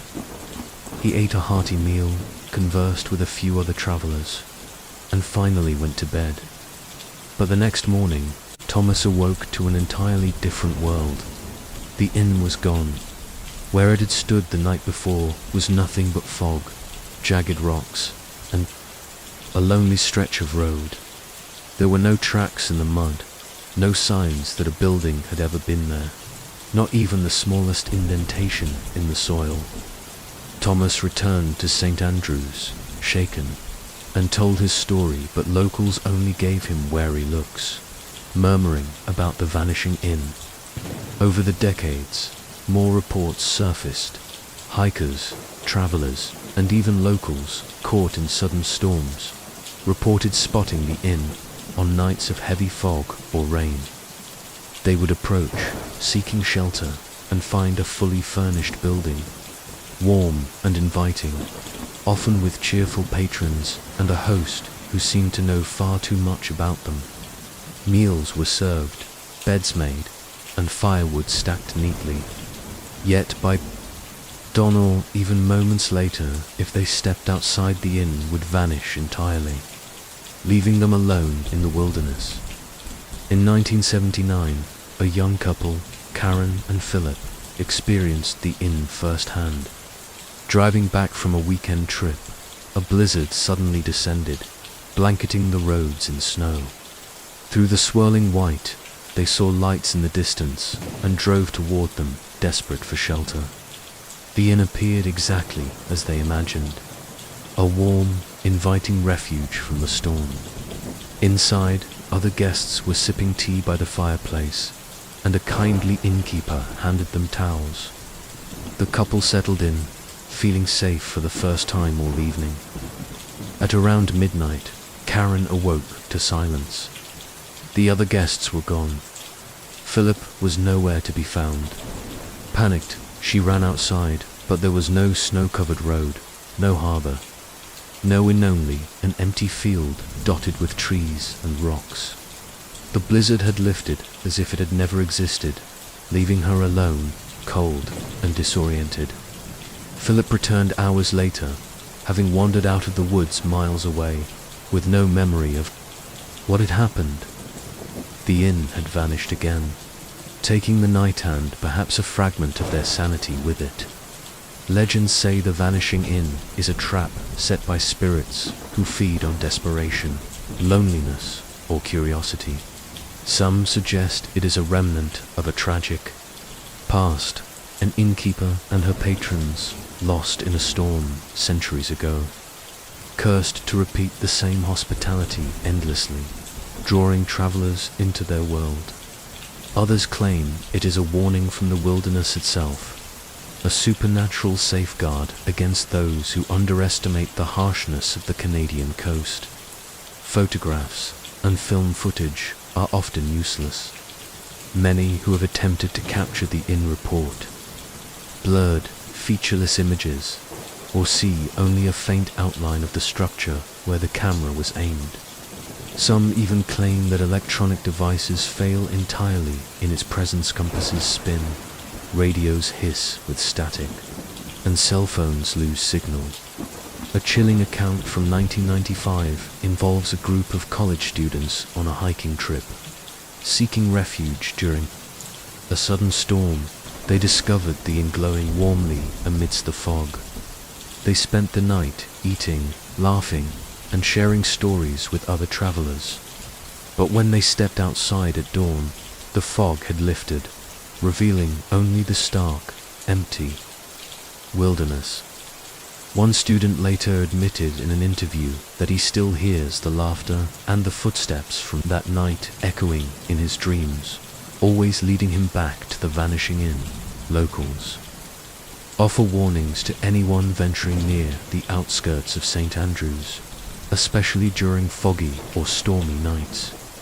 They say to avoid chasing lights in the distance, to never accept shelter from unknown figures, and to always trust the familiar paths. The Vanishing Inn, they claim, does not appear to help, only to lure, to disorient, and to feed on human fear and confusion. Some theorists suggest the inn exists in a liminal space, a fold between reality and another dimension where time flows differently. Travelers may spend hours inside, only to find that mere minutes or days have passed outside. Others believe the inn is a living entity, conscious and aware, shifting its location to ensnare those who wander too close. Even today, whispers persist along the coastal roads of New Brunswick. Fishermen returning to St. Andrews recount seeing a warm glow on foggy nights, as small in inviting them in, only for it to vanish as they approach. The legend endures, haunting both the imagination and the land itself, a timeless tale of caution. Some refuges are not what they seem, and some doors, once opened, can never truly be closed. The Fog Walker Fundy National Park, New Brunswick Fundy National Park, with its rugged cliffs, dense forests, and tides among the highest in the world, is renowned for natural beauty. But for hikers and campers, the park also holds a secret that is rarely spoken aloud. The Fog Walker, The legend of the fog walker dates back to the early 1900s, when park rangers reported strange occurrences during dense fogs that rolled in from the Bay of Fundy. Witnesses describe a humanoid figure that moves silently through the mist, appearing at the edge of trails, atop cliffs, or along riversides. It is tall, gaunt, and indistinct, often seen wearing tattered clothing that seems to drift with the fog itself. Those who encounter it report an overwhelming sense of being watched, pursued, or even subtly nudged off the path. One of the earliest recorded accounts occurred in 1921. A group of lumbermen was transporting timber through the forest when a thick fog enveloped the area. One of the men, Samuel Irving, noticed a figure emerging from the white haze. He called to the others, but when they turned, the figure had moved silently behind them. Over the next hour, they claimed to be trapped in a looping path, returning repeatedly to the same clearing, the fog walker always just beyond their vision. Eventually, they stumbled onto the main road, disoriented, and Samuel's compass was found spinning uncontrollably. The fog walker has a reputation for preying on travelers who stray from the marked trails. Hikers report hearing footsteps that match their own, only to glance back and find no one there. Some claim to feel cold hands on their shoulders or a gentle push from behind, urging them deeper into the fog. Whispers follow them through the trees and tint unintelligible, yet unmistakably human in tone. Many who survive an encounter describe a sense of time distortion. What feels like minutes may have been hours, and vice versa. A particularly chilling incident occurred in 1978. A pair of campers, Lisa and Mark, had set up a remote site along the Fundy Cliffs. As night fell, a dense fog rolled in. They heard footsteps approaching their tent, soft at first, then louder, pacing around. Their camp. Lisa peeked outside and saw the fog walker, a tall shadow in the haze, watching them with glowing eyes that reflected the light of their lantern. Panicked, they huddled inside, unable to move. By dawn, the figure was gone, but when they left their site, the campsite was completely unfamiliar. They had wandered unknowingly several kilometers from where they had pitched their tent. Their GPS devices were scrambled, displaying impossible readings. Locals suggest that the fog walker is not merely a ghost, but a guardian of the park's deepest, most inaccessible places. Some believe it is the spirit of a ranger who died protecting the forest, forever bound to the mist. Others theorize it is an ancient elemental being tied to the tides and fogs of Fundy Bay, hunting intruders and feeding on disorientation and fear. Indigenous legends from the region speak of fog spirits that lead travelers astray. A warning echoed in the experiences of those who have encountered the fog walker. Photographs of the fog walker are almost always inconclusive. A blurred shadow, a faint outline, or a distortion in the fog. Electronics tend to fail in its presence compasses, spin wildly, radios emit static and whispers, and phones lose reception entirely. Some hikers report seeing the figure reflected in windows or streams, only for it to vanish when they turn. To look directly, in 1994, a wildlife photographer, Damien Holloway, spent a week documenting wildlife in the park. On the third day, a thick fog descended unexpectedly. Damien noticed a tall, shadowy figure moving among the trees in his peripheral vision. He aimed his camera, but the image was obscured by a swirling haze. When he reviewed the photos later, one frame revealed the figure clearly standing just beyond a tree, its face pale and elongated, eyes like glowing coals staring directly at the lens. That night, Damien claimed he could still hear whispers calling his name, and a faint shadow flickered at the edge of his campfire. Warnings about the fog walker persist in the community. Locals advise, never hike alone in dense fog, stay on marked trails, and avoid wandering near cliffs or riverbanks after sunset.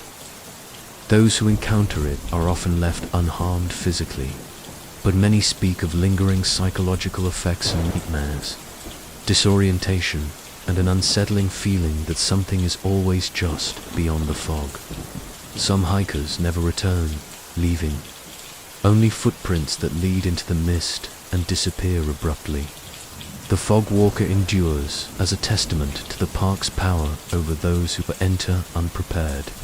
Whether a guardian spirit, a restless soul, or an ancient elemental, it is tied irrevocably to the mists of Fundy National Park. Travelers report that the fog itself seems to breathe, carrying faint whispers, shadows, and the sensation of being followed. Those who venture into the fog may see a figure watching silently and feel the pull of its presence, but the forest decides who may leave. As the sun sets over the Bay of Fundy and the tide rises, locals remind all visitors that the fog walker is ever present. The fog creeps silently, enveloping the forest, twisting paths, and hiding secrets older than any map or trail sign. To ignore its warnings is to risk being lost forever, swallowed by the mist, and remembered only in whispered legends of hikers who vanished without a trace. The Phantom Lighthouse Cape in Rage. New Brunswick Cape in Rage juts sharply into the Bay of Fundy, its cliffs battered by some of the highest tides in the world.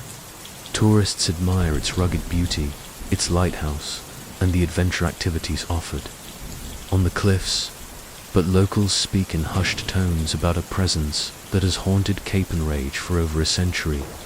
The Phantom Lighthouse. The lighthouse, originally constructed in 1841, has guided ships safely through treacherous waters for generations. Yet on foggy nights, when the wind howls and waves crash violently against the cliffs, the lighthouse is said to appear in places it should not, sometimes glowing with a spectral light that pierces the darkness, drawing sailors and travelers closer sometimes to peril. The legend centers on a keeper named Elijah Turner, who tended the lighthouse in the late 1800s. Turner was devoted to his duties, particularly during storms. One night in 1887, a violent tempest rolled through the Bay of Fundy. Turner lit the lamp and climbed the cliffs to signal ships away from dangerous rocks. The next morning, Turner was gone, and the lighthouse appeared abandoned. No one ever discovered what had become of him.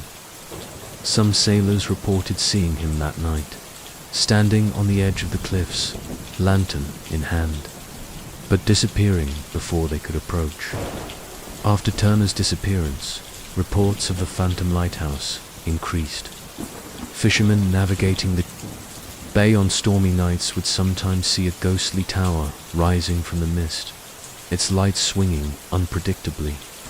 Some followed it, believing it to be the real lighthouse, only to find themselves swept perilously close to jagged rocks or lost in unfamiliar inlets.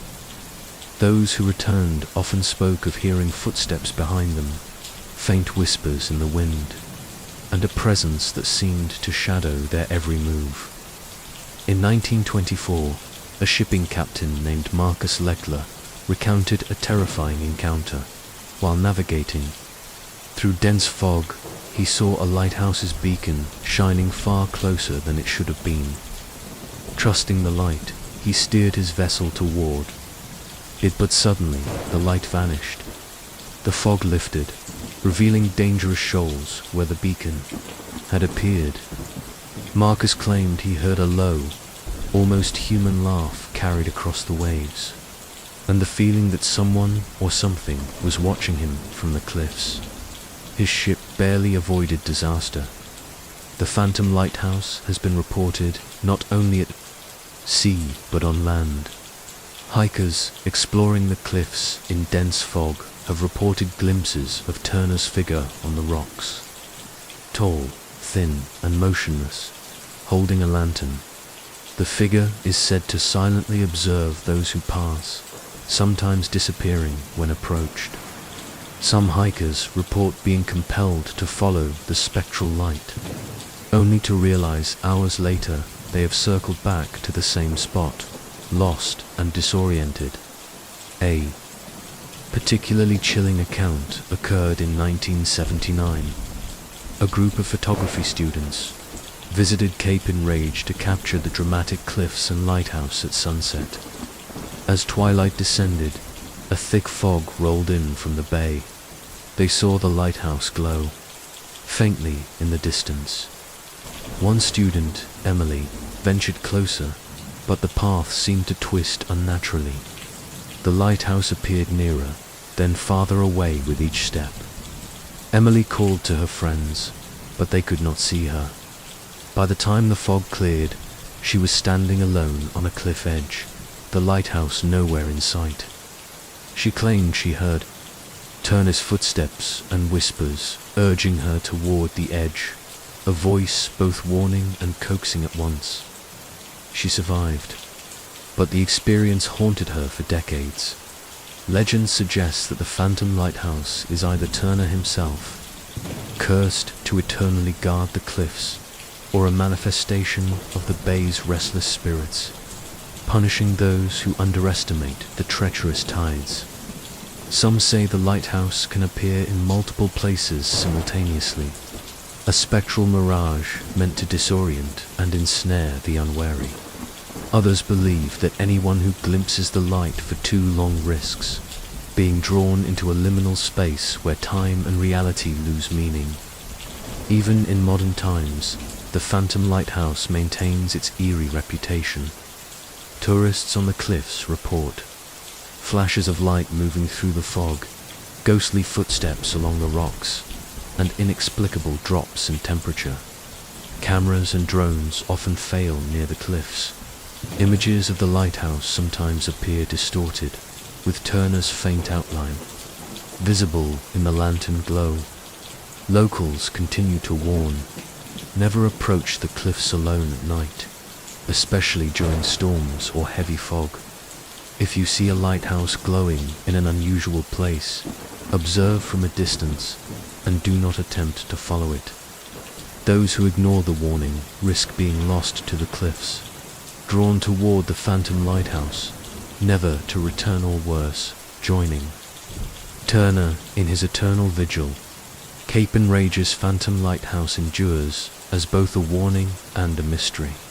A spectral guardian over one of Canada's most beautiful yet dangerous coastlines. The tides continue to rise and fall, storms continue to batter the cliffs, and those who venture too close to the fog may find themselves part of the legend of fleeting shadow at the edge of the bay, guided by a light that should not exist. The Howling, Cliffs Perce, Quebec Perce, a small town perched on the Gaspé Peninsula in Quebec, is famous for its iconic rock formation, Perce Rock, rising majestically from the Gulf of St. Lawrence. Tourists flock to photograph the natural arch and enjoy boat tours around the cliffs. Yet beneath the beauty lies a legend that locals whisper only to outsiders at night. The Howling Cliffs. The cliffs earned their sinister reputation in the 1800s, when mariners reported strange sounds carried by the wind. Sailors described hearing eerie, unearthly howls echoing from the cliffs, unlike anything they had ever heard at sea. Some swore the cries were human, others animal, but all agreed that the sound was intelligent, deliberate, and filled with malice. The earliest documented account comes from 1847. A fisherman named Antoine Larocque anchored near the rock to repair his nets. As twilight fell, a deep, mournful howling began to rise from the cliffs. He initially thought it was the wind, but the sound grew louder and more articulate, as if a chorus of voices was calling his name. Terrified, Antoine watched, as shadows moved along the cliff face, indistinct shapes that darted between rocks. By dawn, the shadows had vanished, but Antoine swore he could still hear faint whispers in the wind. Lingering like a memory dot throughout the 19th and 20th centuries, the phenomenon continued. Locals report hearing the howls during foggy evenings, especially in the fall and early winter. Hikers and tourists who venture near the base of the cliffs often experience sudden chills, disorientation, and the unnerving feeling of being watched. Some claim to hear footsteps echoing from above, though no one is present. Others see figures moving along the rock faces, disappearing when approached. In 1935, a group of lighthouse keepers stationed on nearby Bonaventure Island reported a terrifying encounter while observing the Gulf of St. Lawrence through their telescopes. They saw a dark figure leap from Perce Rock into the sea, only to vanish without a trace. Moments later, the howling began, rising from the cliffs, echoing through the island, and persisting for hours. One keeper described it as the voices of the lost, crying for attention, for vengeance, or for escape. The legend suggests that the cliffs are haunted by the spirits of those who perished along the jagged rocks and treacherous waters. Shipwrecks, drownings, and accidents have claimed countless lives over centuries, leaving souls trapped in a liminal space between land and sea. Some locals believe that the howls are a warning, a reminder that the cliffs are alive with restless spirits. Others whisper that the cliffs themselves are sentient, feeding on fear, grief, and trespassers' curiosity. In 1979, a small group of hikers visited Perce during a foggy morning. They decided to explore the base of the cliffs despite warnings from locals. As the fog thickened, the howling began, low at first, then rising into a cacophony that seemed to echo from every direction. One hiker, Marie, froze as a shadowy figure emerged from the mist. It was tall, impossibly thin, and seemed to glide rather than walk. The group tried to retreat, but the cliffs appeared to stretch unnaturally, paths twisting in impossible ways. Hours later, they stumbled back onto the marked trail, exhausted and shaken, swearing they had been near the rock for only minutes, though it had felt like an eternity. Photographs of the cliffs often capture strange anomalies. Tourists report blurred figures, dark shapes clinging to rocks, or faint silhouettes in the mist. Electronic equipment is unreliable. Compasses spin wildly, cameras fail, and GPS devices glitch.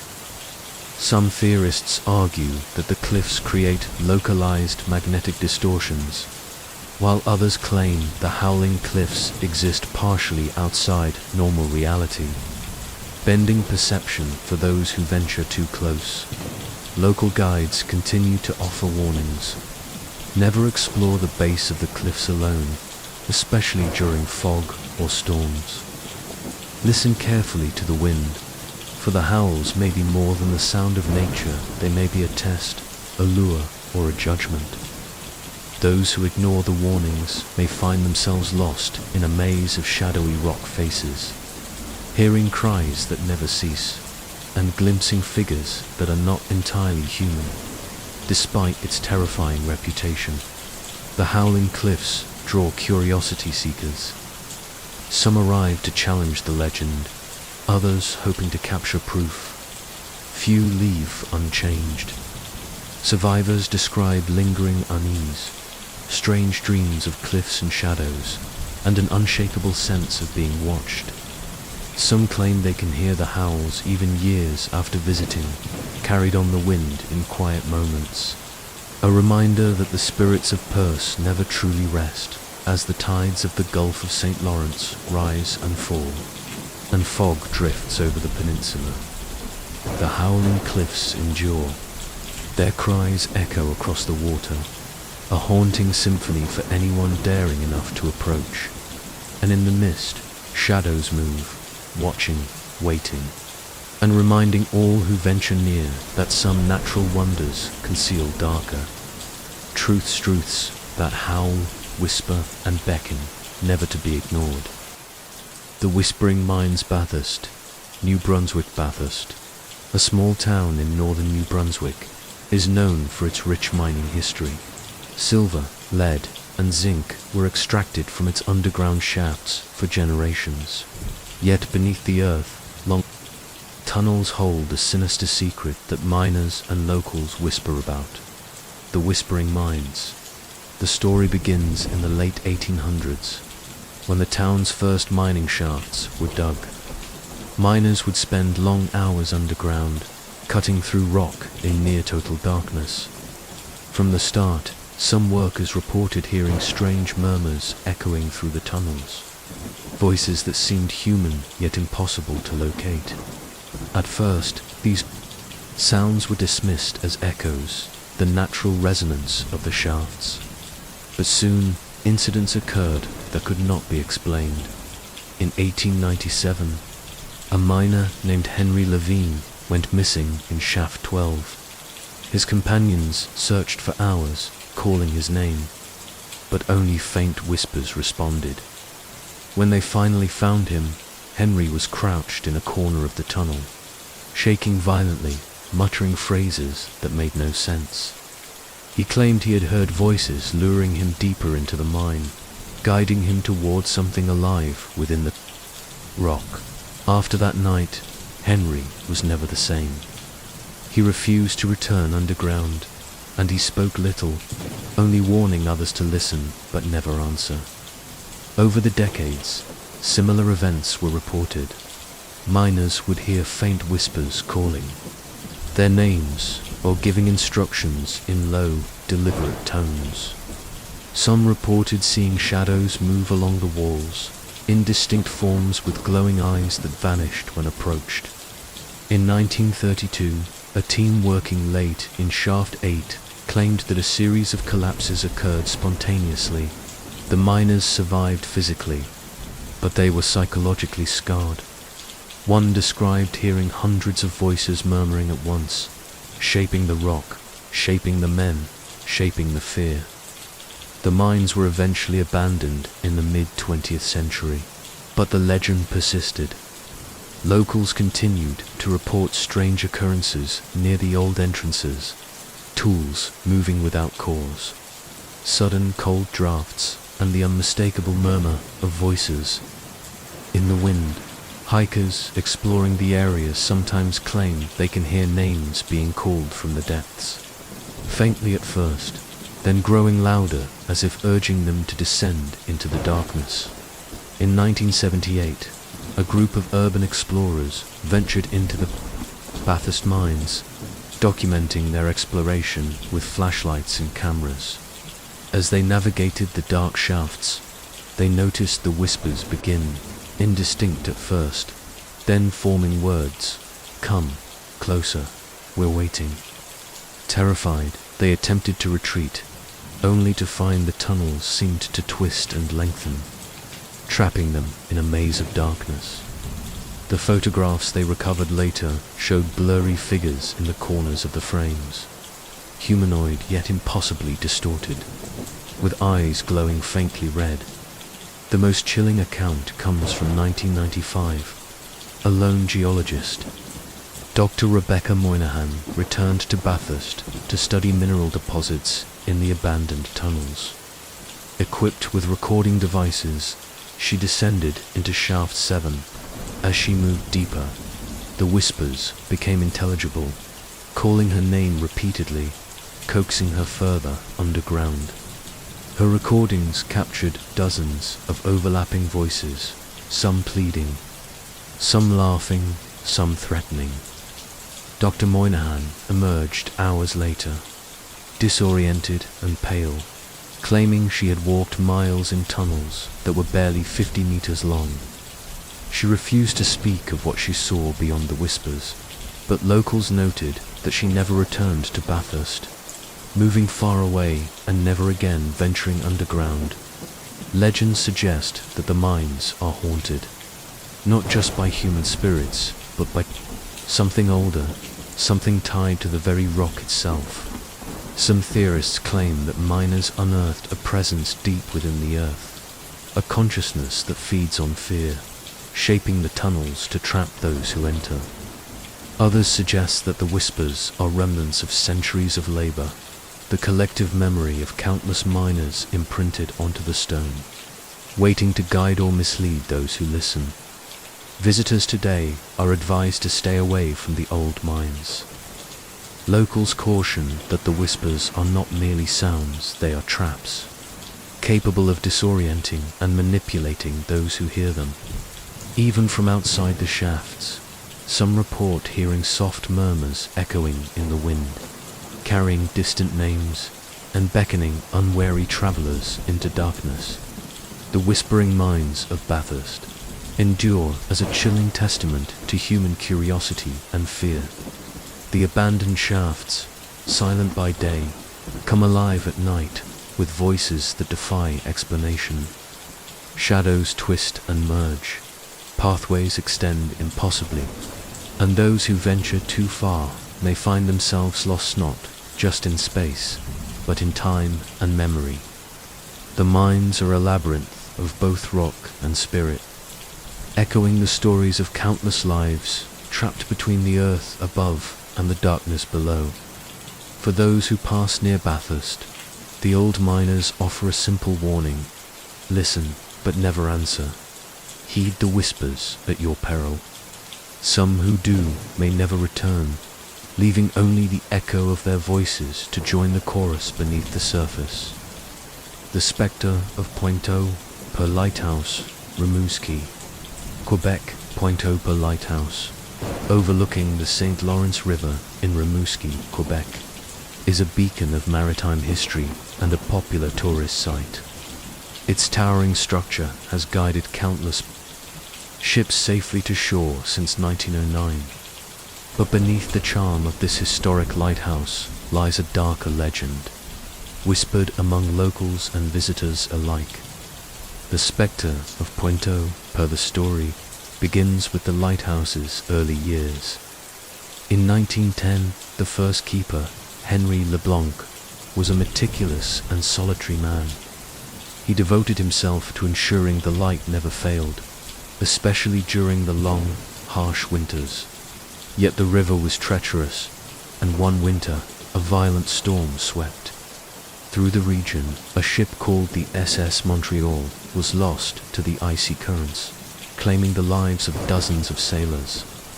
Henry, devastated, reportedly vowed that no other ship would be lost while he stood watch. Shortly after, visitors and locals began reporting unusual phenomena.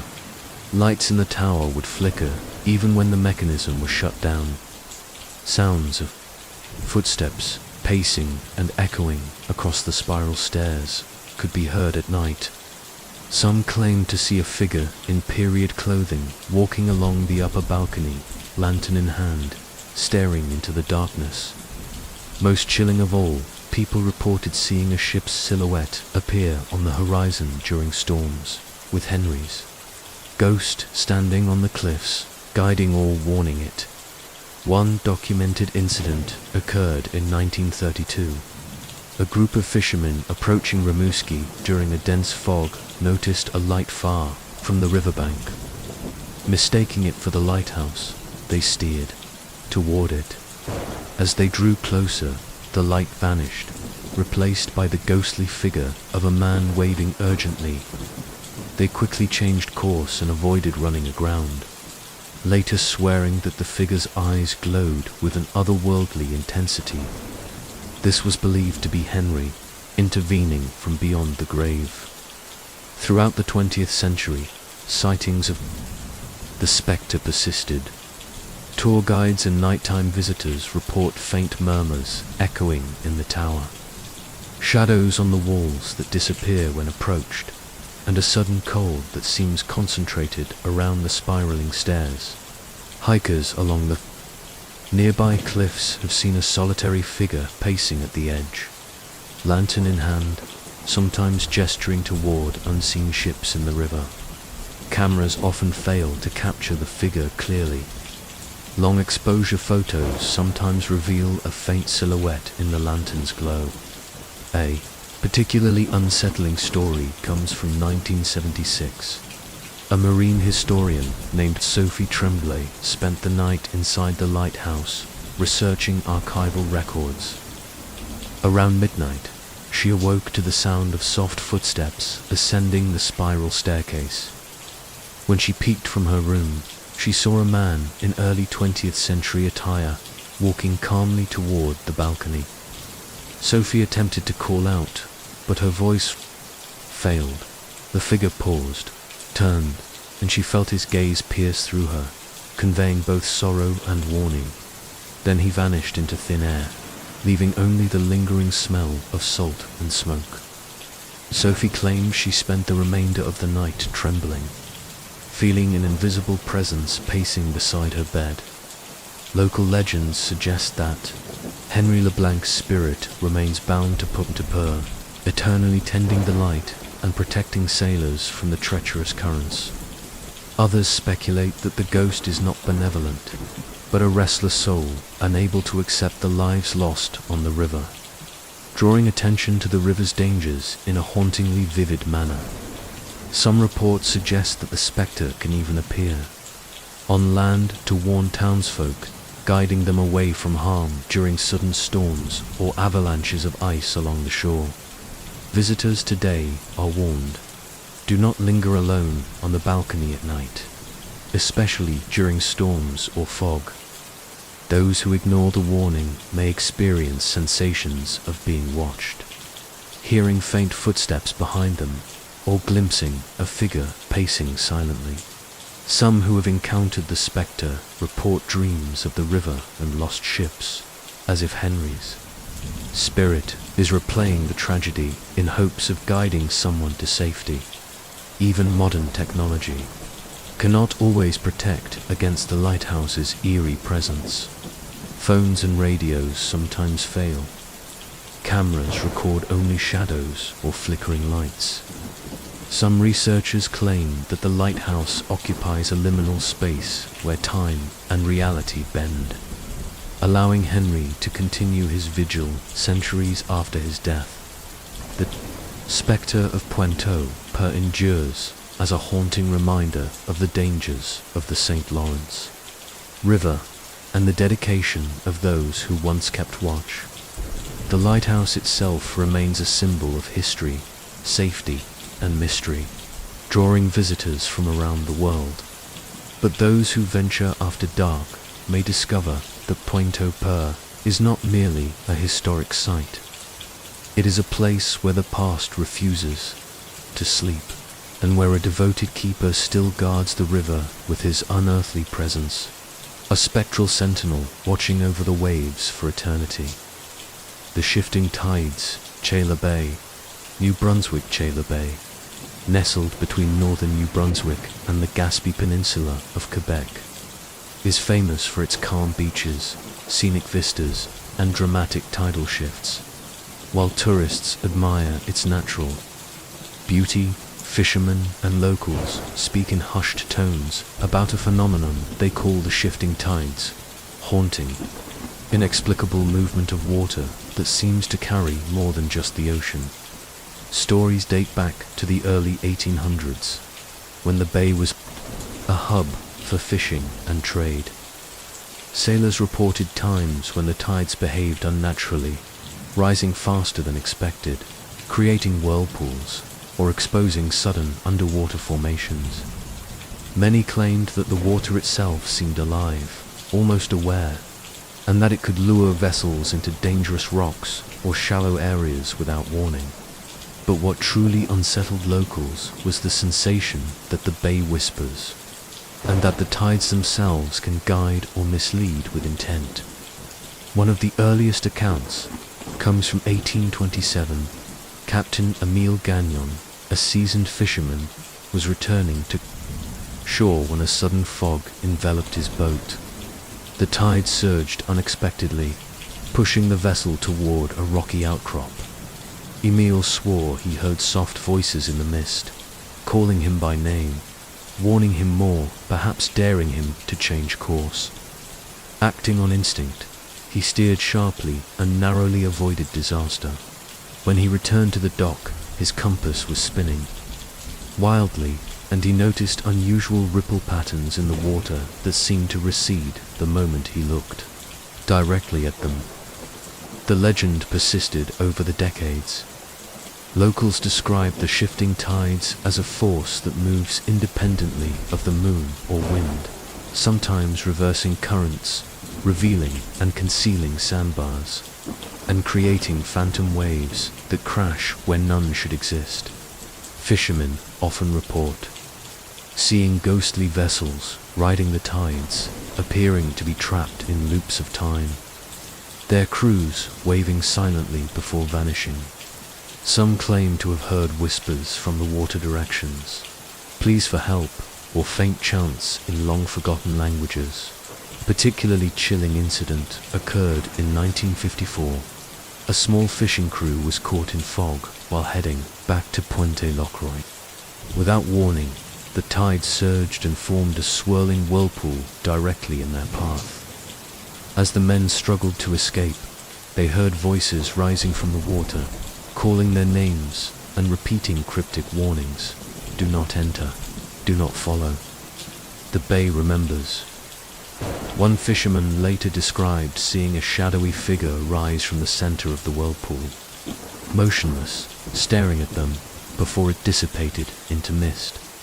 The crew survived, but they swore never to fish in that area again. Researchers suggest that the shifting tides may be connected to the bay's unique underwater topography. Indeed, Chala Bay experiences some of the highest tidal ranges in eastern Canada, and submerged reefs and sandbars create dangerous currents. Yet local accounts insist the phenomenon goes beyond natural explanations. Witnesses consistently report a sense of intelligence behind the tides, as if the bay itself is aware of human presence, capable of leading, misleading, or punishing those who venture carelessly. In 1978, a university marine biology team attempted to study the shifting tides systematically. Equipped with boats, sonar, and cameras, they observed sudden, inexplicable changes in water levels, currents reversing without cause, and strange ripple patterns that moved against the wind. At one point, a student recorded faint whispers on audio equipment, indistinguishable but undeniably human in tone. When they tried to approach the source, the bay's currents nearly capsized their vessel, forcing them to retreat. Their data was inconclusive, and several team members later reported recurring nightmares of drowning in calm water while hearing voices calling their names. Modern sightings continue. Kayakers, sailors, and beachgoers occasionally report hearing soft, unintelligible whispers carried across the water, particularly during foggy mornings or stormy afternoons. Some claim to glimpse figures walking on the water or standing atop sandbars that appear and disappear without warning.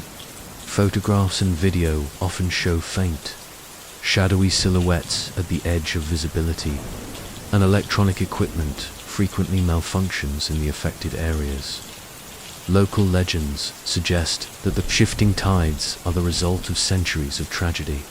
Shipwrecks, drownings, and lost cargo may have left imprints in the bay, causing it to act almost sentiently toward humans.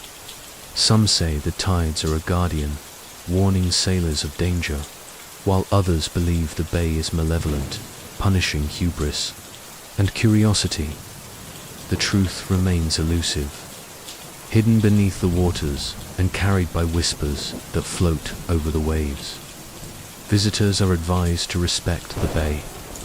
Locals warn against venturing out alone, ignoring tidal schedules, or attempting to follow unusual currents. Those who heed the warnings may pass safely, but those who disregard them risk being caught in loops of shifting water, drawn into the tides, and possibly never returning. The shifting tides of Chala Bay remain a haunting testament to the power of nature, the lingering presence of the lost, and the thin line between reality and legend. Even today, when fog rolls in and the tide swells, locals swear they can hear soft whispers carried by the wind, names of lost sailors, faint directions, or warnings repeated over and over. The bay remembers, they say, and it waits patiently for those who do not. The phantom of Cap de Rosiers Lighthouse, Cap de Rosiers, Quebec, Cap de Rosiers Lighthouse, the tallest lighthouse in Canada, stands on the cliffs of the Gaspé Peninsula, overlooking the turbulent waters of the St. Lawrence River. Its imposing structure, built in 1858, has guided countless ships safely past dangerous reefs. But beyond its historical importance lies a chilling legend, whispered among locals and lighthouse keepers, the phantom of Cap de Rosiers. The story begins in the late 19th century, with the lighthouse's first headkeeper, Francois Leclerc. Francois was known for his strict discipline, tending the light with meticulous care. However, the treacherous waters claimed many vessels despite his vigilance. In 1873, a violent storm struck the peninsula.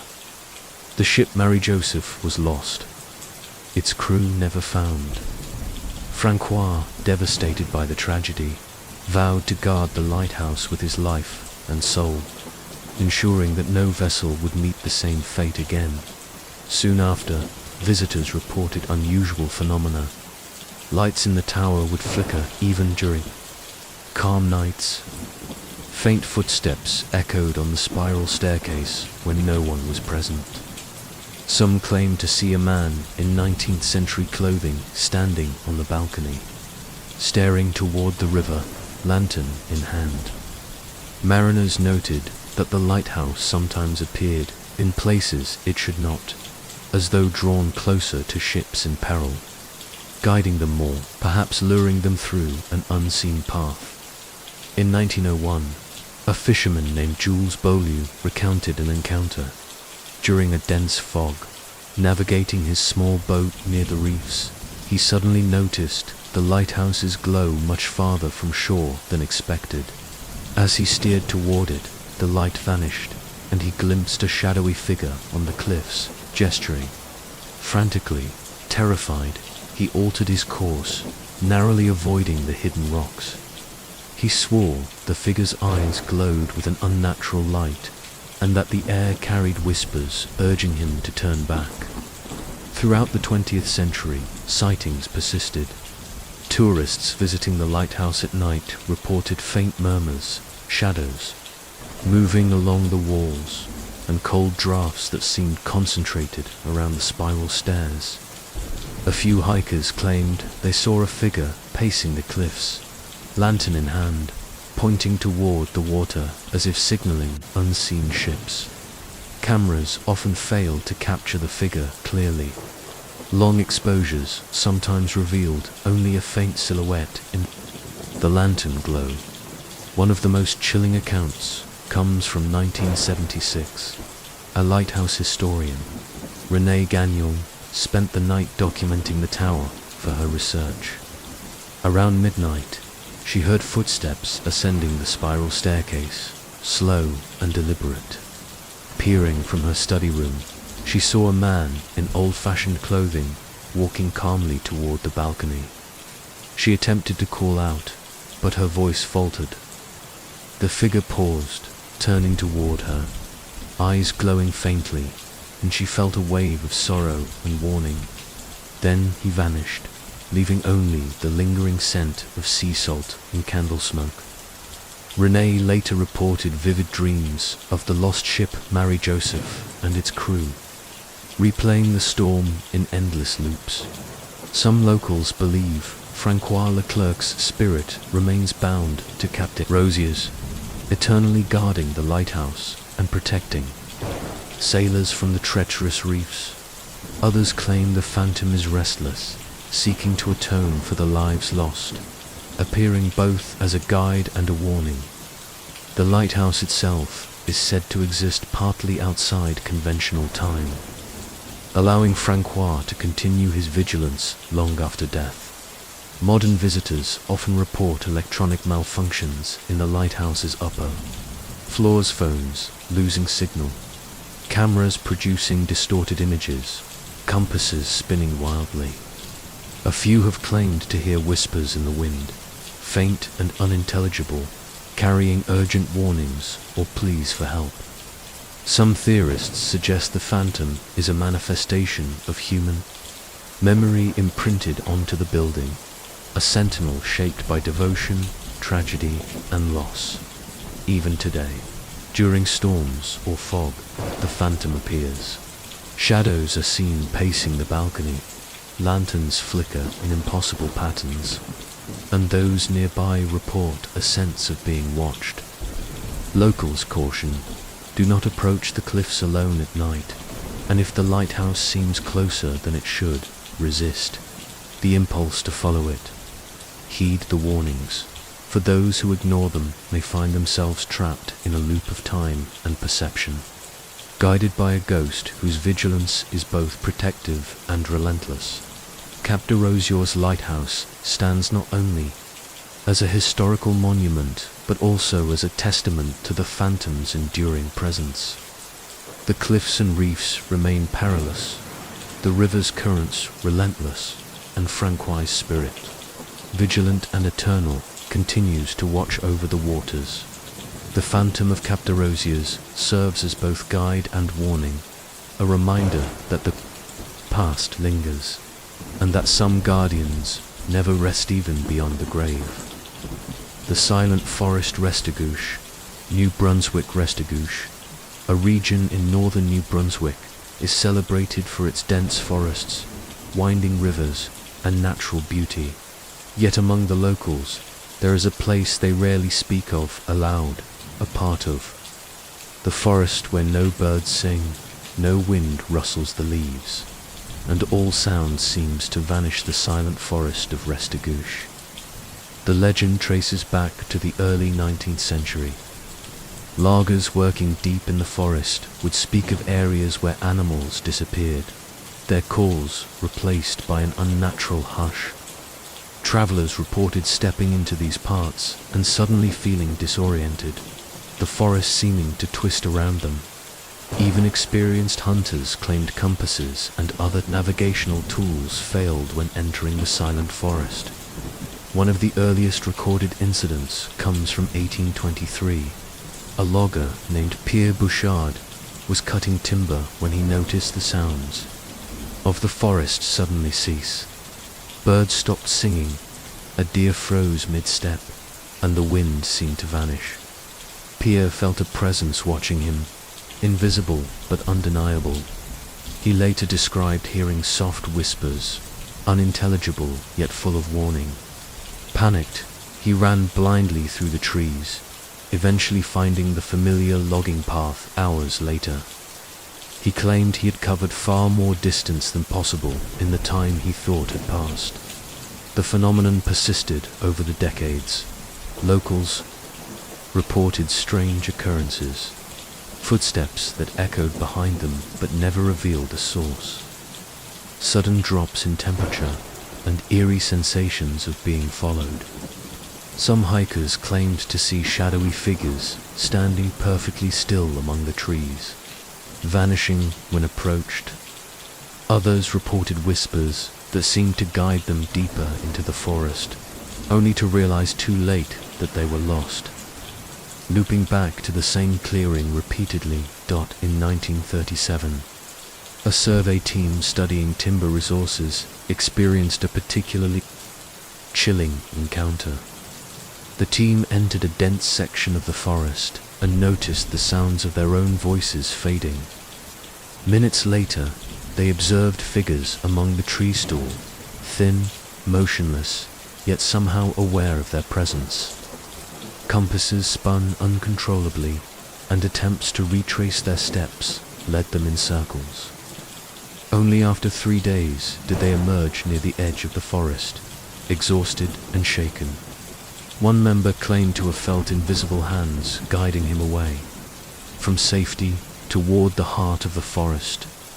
Stories also tell of a man known as the Watcher, a spectral figure that appears within the silent forest, described as pale, almost translucent, with eyes that reflect light like glass.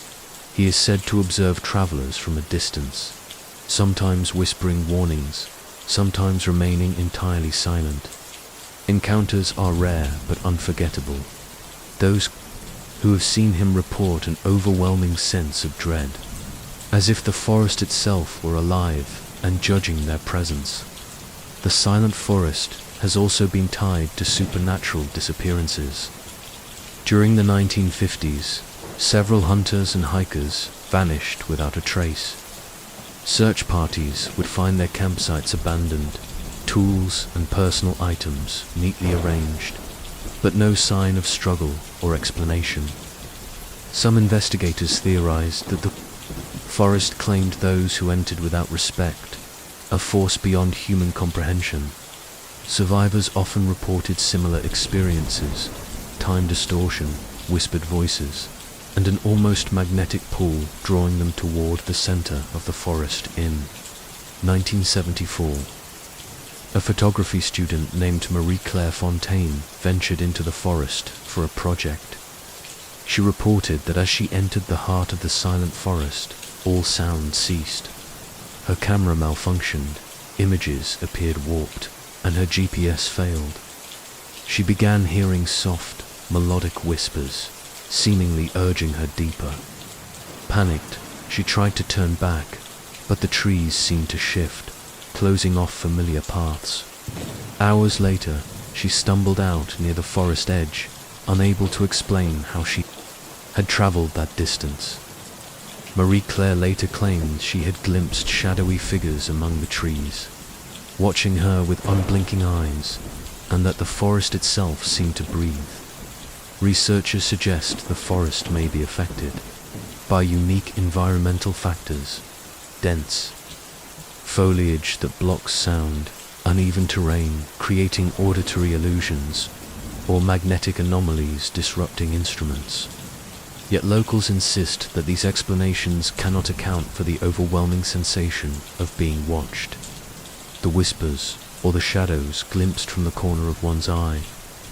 Some believe the silent forest is a liminal space, a place where time and reality bend, populated by spirits or entities bound to the land. Even today, hikers report unease when approaching the silent forest. Birds and animals vanish, paths seem to loop back upon themselves, and the wind carries faint whispers. Photographs sometimes capture blurred figures or glowing eyes among the trees. Electronics fail unexpectedly, and those who venture too far are often compelled to leave, drawn by an instinct they cannot explain. The silent forest of Restigouche endures as a chilling reminder that some places, even in the modern world, remain governed by forces beyond human understanding.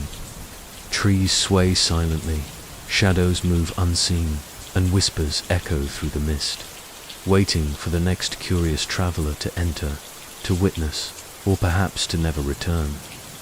It is a forest of beauty and terror, where silence speaks louder than any voice, and the unseen watcher waits patiently, always watching, always judging. The vanishing dock, Miramichi, New Brunswick, Miramichi, a town cradled along the Miramichi River, has long been known for its fishing industry, timber trade, and bustling waterfront. Among the locals, however, there is a whispered tale of a dock that appears and disappears, seemingly at its own whim. The vanishing dock of Miramichi. The legend began in the early 1900s. Fishermen spoke of a dock that would materialize during heavy fogs, extending into the river far beyond the normal boundaries of the waterfront. Boats that tied to it would find themselves trapped, unable to leave as the dock shifted slowly, imperceptibly, carrying them into deeper and more treacherous waters. Those who witnessed it described it as solid, weathered wood, but oddly silent, devoid of the sounds of water lapping or creaking that one would expect from a real dock.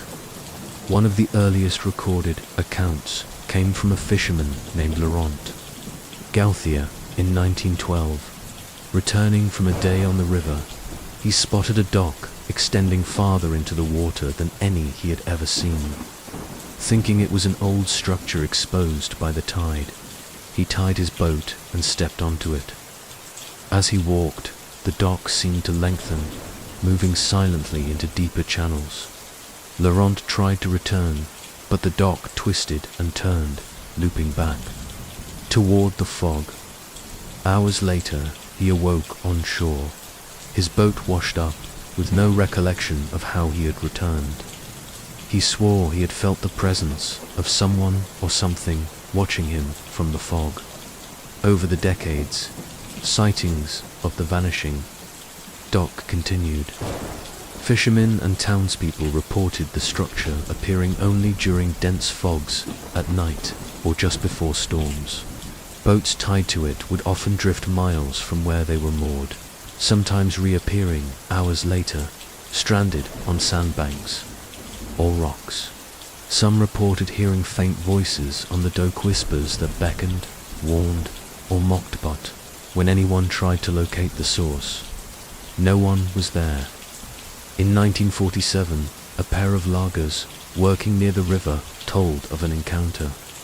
They had been returning home after a long day when they spotted a dock stretching from the shoreline into the fog. Curious, they walked onto it, but soon realized the dock was not stable. Sections seemed to rise and fall beneath their feet, extending unnaturally into the mist. One of the men claimed to see shadowy figures along the railings, motionless, watching them with hollow eyes. Panicked, they ran back to shore, and when they turned, the dock had vanished entirely, leaving only the calm river behind. The vanishing dock is said to prey on curiosity. Those who approach it without caution often become disoriented, losing track of time and distance. Some people report seeing ghostly reflections in the water silhouettes of themselves or past travelers before they even step onto the dock. Others describe hearing faint creaks and whispers as if the dock itself were alive, guiding them into unseen dangers. A particularly chilling story occurred in 1973. A young couple, Isabel and Mark, were taking a nighttime stroll along the riverbank. During a dense fog, they spotted a dock extending from the shore, illuminated faintly by the moonlight. Thinking it was part of an old marina, they walked onto it. Moments later, the fog thickened, and the dock seemed to stretch endlessly. They heard distant laughter and whispered warnings. Do not follow, do not linger. They tried to turn back, but the planks seemed to shift beneath their feet, twisting and bending unnaturally. Only when dawn broke did they find themselves back on the riverbank, soaked, exhausted and shaken. The dock nowhere in sight. Photographs of the dock are notoriously unreliable. Cameras often capture only faint outlines or warped reflections. Electronics sometimes fail entirely near the river during sightings. Radios produce static, compasses spin erratically, and flashlights flicker. Some locals believe the vanishing dock exists partially outside conventional time, appearing at moments when reality thins and human perception falters. Local lore suggests that the dock is tied to the many lives lost along the Miramichi River. Shipwrecks, drownings, and accidents may have imbued it with a consciousness, one that lures the curious and punishes the reckless. Some believe the dock is a guardian, warning travelers of hidden dangers, while others think it is malevolent. Feeding on fear and disorientation, today the legend endures. Locals warn visitors, if you see a dock extending into the river during fog or night, do not approach it. Heed the whispers in the mist, and avoid curiosity that may lead you into the shifting planks. Those who ignore the warnings risk being trapped in loops of water and wood, pulled into the river's hidden currents, or forever lost to the vanishing docks silent. Spectral Grasp, the vanishing dock of Miramichi, remains a haunting reminder that some places on Earth are not entirely governed by logic or time.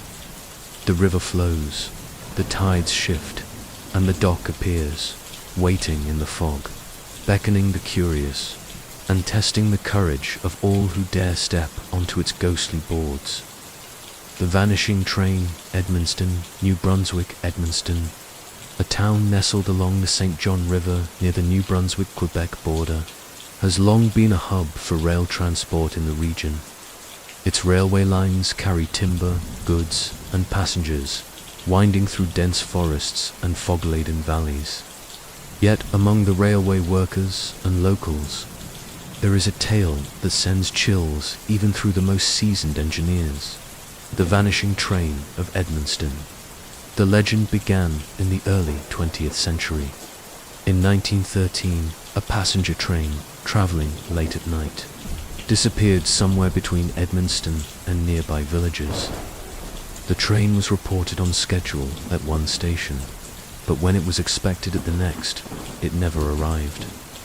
A search was launched, but neither train nor passengers could be found. Locals spoke of a sudden, unnatural fog that blanketed the tracks, and some claimed that faint whistles and echoes of the train could still be heard in the valley.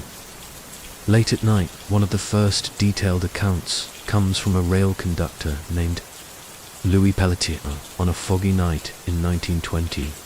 He was tasked with guiding a freight train through the same stretch of track where the original disappearance had occurred. As he neared a sharp bend, the fog thickened unnaturally, and the rails seemed to stretch into infinity. Through the mist, he saw another train approaching a passenger train that should have been impossible. It glided silently, its windows dark, yet faint figures could be seen moving inside. The train passed without a sound, and when he looked back, it was gone, leaving only an oppressive silence and a strange feeling of being watched. Over the decades, similar accounts emerged. Engineers reported glimpses of phantom trains, their lights appearing and vanishing within seconds. Some passengers swore they saw shadowy figures standing on deserted platforms or peering out of empty carriages. On certain foggy nights, the sound of distant whistles carries across the valley, but when investigators arrive, there is nothing there. Instruments and communication devices often fail during these occurrences. Compasses spinning wildly, radios crackling with distorted static. In 1954, a group of railway maintenance workers experienced a terrifying encounter. While inspecting tracks during a dense fog, they saw a train materialize ahead, its carriages stretching impossibly long, gliding soundlessly along the rails. One worker, Marcel, claimed that the train slowed to a crawl as if observing them. From inside, he saw indistinct figures staring silently, and whispers seemed to seep from the windows. "Do not follow, do not approach." Panic set in, and the workers fled, later finding the tracks intact but eerily changed. They noted that mile markers and landmarks were subtly shifted, as if the fog had rearranged the landscape itself. The most chilling incident occurred in 1978. A young engineer named Claire Baudoin was driving a late-night passenger train through Edmundston. As fog enveloped the valley, her train's lights illuminated a second set of tracks alongside her tracks she knew did not exist. From this phantom path, another train emerged, silent, dark, and impossibly long. The doors were closed, yet shadowy figures moved behind the windows. Claire tried to radio for help, but her communication failed. The trains passed each other in eerie synchrony, and as the fog cleared moments later, the phantom train vanished. Claire insisted that she felt an invisible force guiding her train, compelling her to follow a path she did not know. Researchers have attempted to explain the phenomenon. Some suggest unusual weather patterns, optical illusions in fog, or magnetic anomalies affecting instruments. Others propose that Edmundston's dense forests and deep valleys create natural acoustic and visual distortions. Yet these explanations do not account for the detailed accounts of shadowy figures, whispers, or trains appearing to move independently of reality. Locals insist that the vanishing train is more than a trick of light or sound. It is a remnant of tragedies past, a spectral echo of lives lost on the rails, forever replaying the journey in loops of time. Legends hold that the train appears most often during foggy nights, especially around the anniversary of accidents or derailments. The phantom train is said to test those who encounter it, offering glimpses of lost souls or warning of danger. Travelers who heed the whispers and stay cautious may pass safely, while those who approach recklessly risk being trapped in the fog, pulled into a liminal space between the living and the dead. Even today, the vanishing train of Edmundston captures the imagination of rail enthusiasts, paranormal investigators, and tourists. Some have attempted to record it, capturing faint images of moving lights or elongated shadows, yet no full proof exists. Those who encounter it describe a profound sense of displacement, as if the laws of time and space have shifted. And in the fog-laden valleys near Edmundston, the faint whistle of a phantom train may still echo through the night, a haunting reminder that some journeys never truly end. The vanishing train endures as a chilling legend, a spectral passage along the rails where fog, shadow, and memory intertwine. It serves as both a warning and a mystery, a haunting testament to the power of the unknown, and a reminder that some paths, once taken, may never fully lead back to the world we know. Thank you for following.